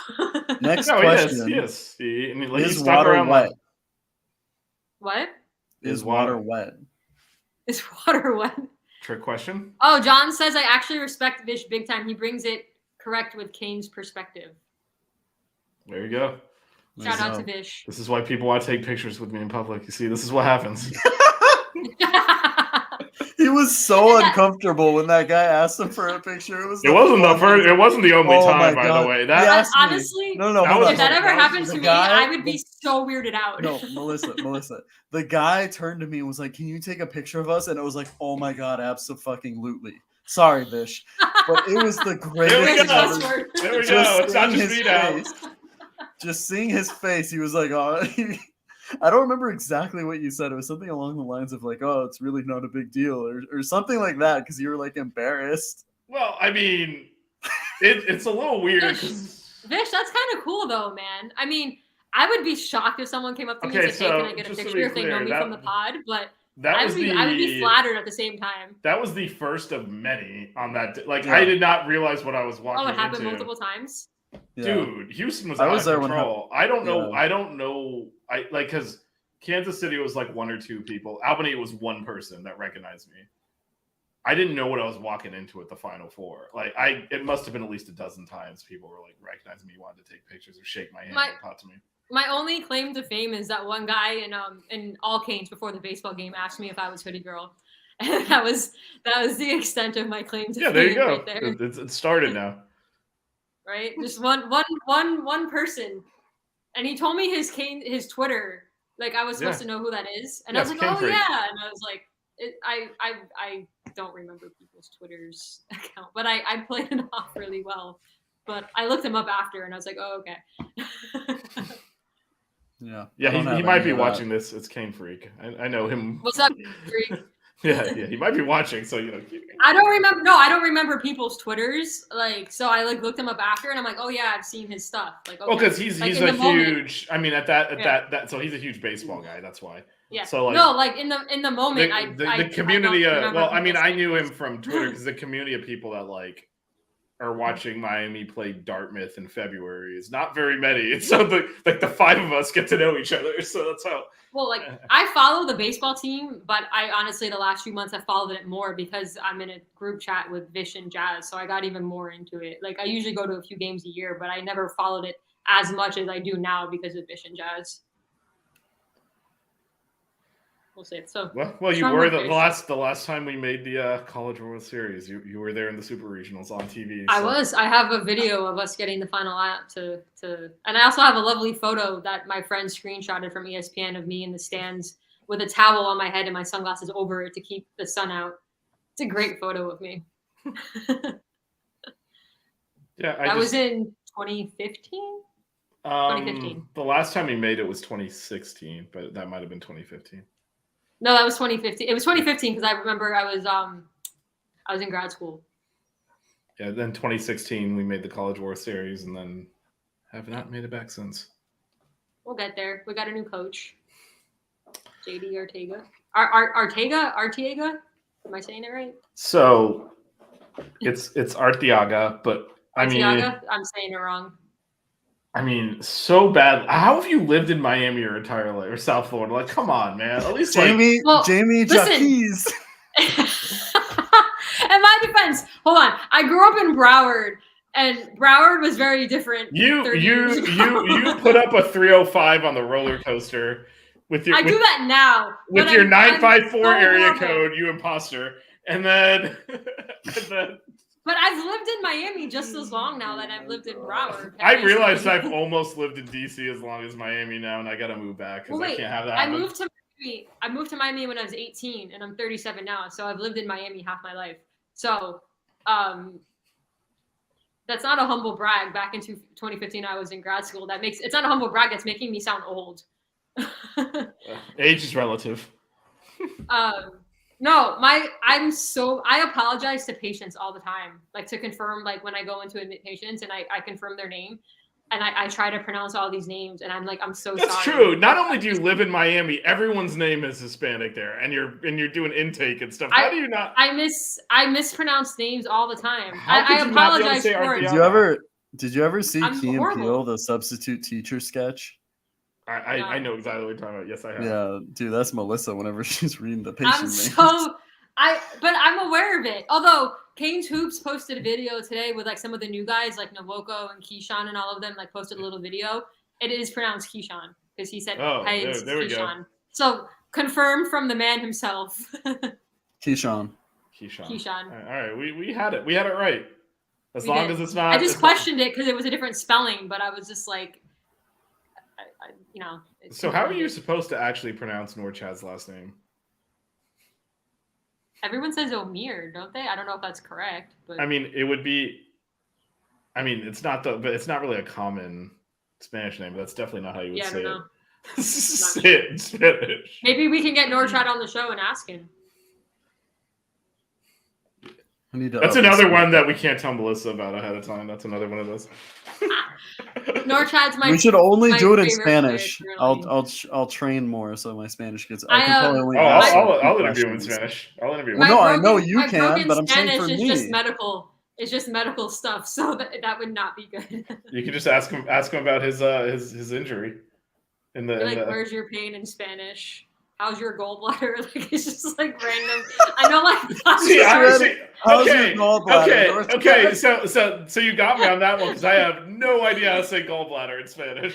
I had to Google translate spleen the other night because I couldn't remember how to say it. I don't know how to say any of these things in Spanish. So there you go. You got me beat on that. Well, one. no, I was talking to a patient and their English was actually really good for like Spanish being their first language, but they didn't know spleen and English, and so they were saying it in Spanish, and I was like, I'm pretty sure this is what they're talking about, and I was like, hold on, let me Google translate it, and I was like, all right, that is spleen. So I had a nurse translate for me one time, and I was asking this guy about his liver, and she didn't know liver in Spanish, and I actually taught her how to say liver in Spanish. So I don't know how to say any of those things you're saying in Spanish. It's over time I learned like different body parts, but to have an actual conversation with someone is terrible. I speak I only know the important like things in 5-year-old Spanish. Spanish. More like, can I have a beer or No, like the curse words. oh yeah. Yeah. I hear the curse words a lot in the ER. I hear it a lot. My brother-in-law's Cuban and a lot of his friends are, so I picked up their curse words and now I use them here and it doesn't really land well, but But honestly, for real, I actually am embarrassed about how bad my Spanish is, considering I've lived in Miami for so long. I mean, you should at least be able. I mean, a fan of the show. John here. says, "Wow, gallbladder talk." Slow sports day. He's embracing the show. I enjoy this. I mean, at least you should be able to pronounce Arteaga. That is not even a. I don't know why I said gallbladder. Honestly, I don't even know. I just like pulled that out of my It's just. Yeah, I mean, all those like I don't know any of the medical terms, so yeah, they didn't teach us that in the school, nor do people commonly use it. So that's all a new one for me. My Spanish would be useless on the show. My Spanish is like because I don't get to talk it a lot here. Like it takes me a while to warm up when I get back down there. Well, because I look like this, so when you talk to bilingual people, they'll just talk to me in Spanish in Miami. And I know what they're saying. I'll answer back. And sometimes they'll continue in Spanish. Sometimes they'll just switch to English because they hear my accent. They're like, I'm not doing this. People don't assume I speak Spanish. I get the other way. Everyone just assumes I'm Hispanic. So they just start talking to me in Spanish. And then since I speak Spanish, I'll talk back. And then it's up to them whether they switch to English or not. Because, with my accent like this. Vicious that happens to my brother-in-law who's Persian here in Southern California. He speaks a little bit of Spanish, but yeah, that's funny. Yeah, no, that's definitely. Should we go to our usual closing segment and guess how many episodes this is going to be via podcast? Oh, this is a good thing too. I'm gonna say 4.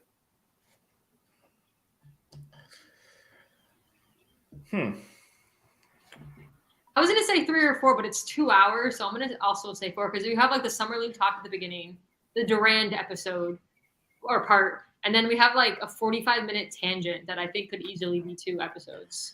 Yeah, it's going to be, I don't know yet. I got to listen back to it a little bit because I don't know how to break up whatever the hell that was after Durand left.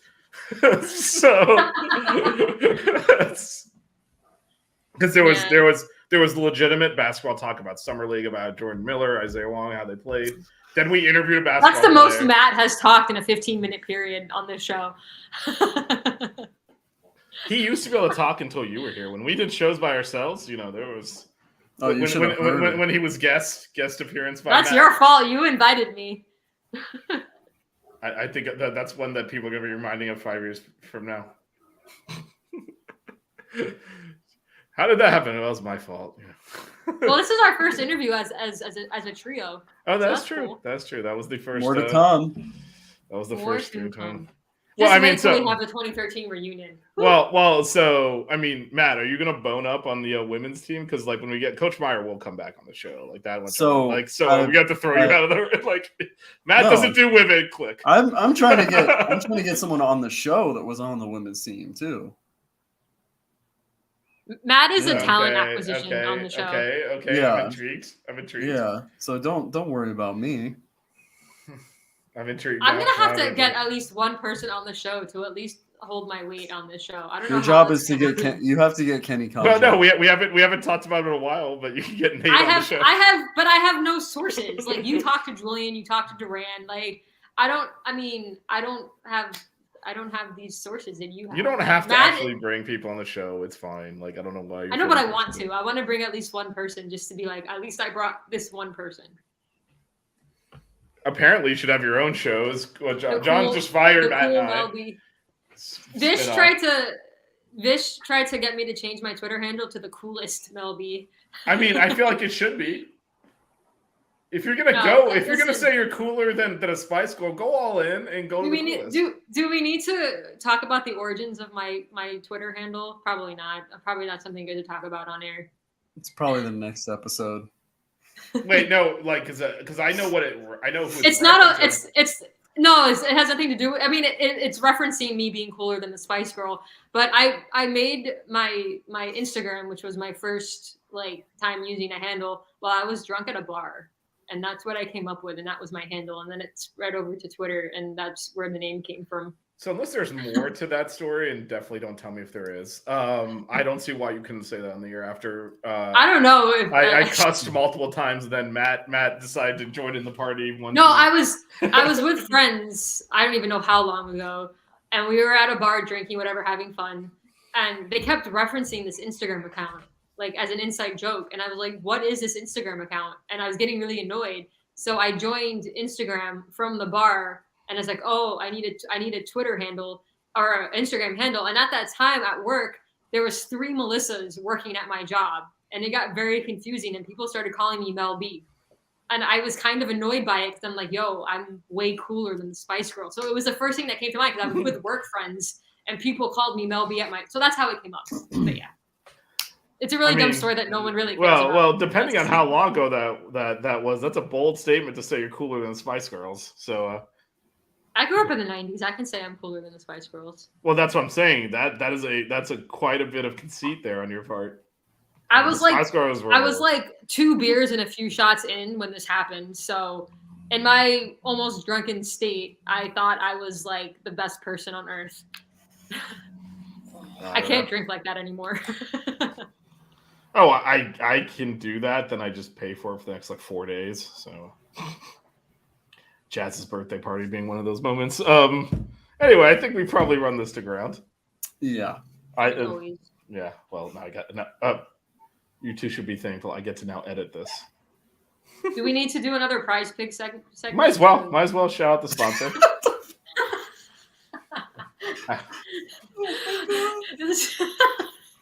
So, Melissa, you want to do it or you want me to do it? Yeah, I'll do it. So, if you stayed with us this long, 2 hours into our show, we are sponsored by Prize Picks. Head over to prizepicks.com, enter the offer code 5, that's FIVE, as in 5 national championships. And we will match up to your first $100 in deposits. And basically what you do is you pick 2 to 5 players, you bet over under on their stats. And if you get it right, you win some money. So definitely head over to prizepicks.com. It's pretty simple. And if you win a lot of money, we're best friends. All right. So disclaimer, Melissa will not be your best friend if you win money on Prize Picks. It's just a joke. I know, but it's an actual ad read. So.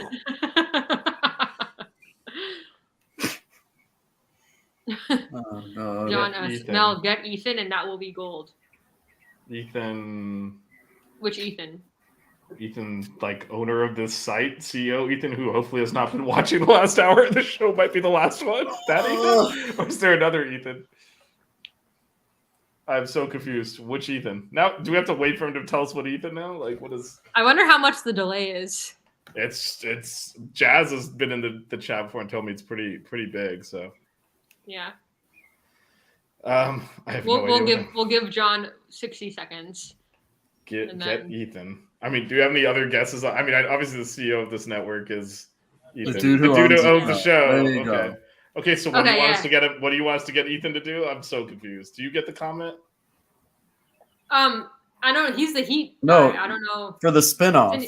For the spinoff. That's the spinoff. Oh, Ethan for the spinoff. I mean, I can talk Heat with Ethan. I follow the main Heat also, but. I will say, if I expose Ethan to a large dose of you, I'm going to have a lot of explaining to do. Why? I don't know that his energy and you're an acquired taste. Dang. Wow, Vish. That was not an insult. That was. Matt. I don't know about. I It want to wasn't know a what compliment. you consider it is. Okay. All right. Hold on. For some context. Wait, Okay, hold bro. on. John, I want to know what John S. feels about Oh that my comment. God. Go John, ahead. was Go that an ahead. insult? It wasn't an insult. It was Ethan's an actual like journalist and professional media broadcaster. He's not like us two goofballs. So, you know, he might expect professionalism from a co-host and not this. Anybody listening to this pod right now, I'm making a very questionable face. That's fine. You can question me. You know I'm right. I'm gonna wait for John to answer this. Wait, is John a Chick-fil-A or a Popeyes guy? Has he answered this question? He's like the fourth man in our crew right now. Might as well ask him. We're just extending this tangent. Can I change my answer from? from 4 episodes?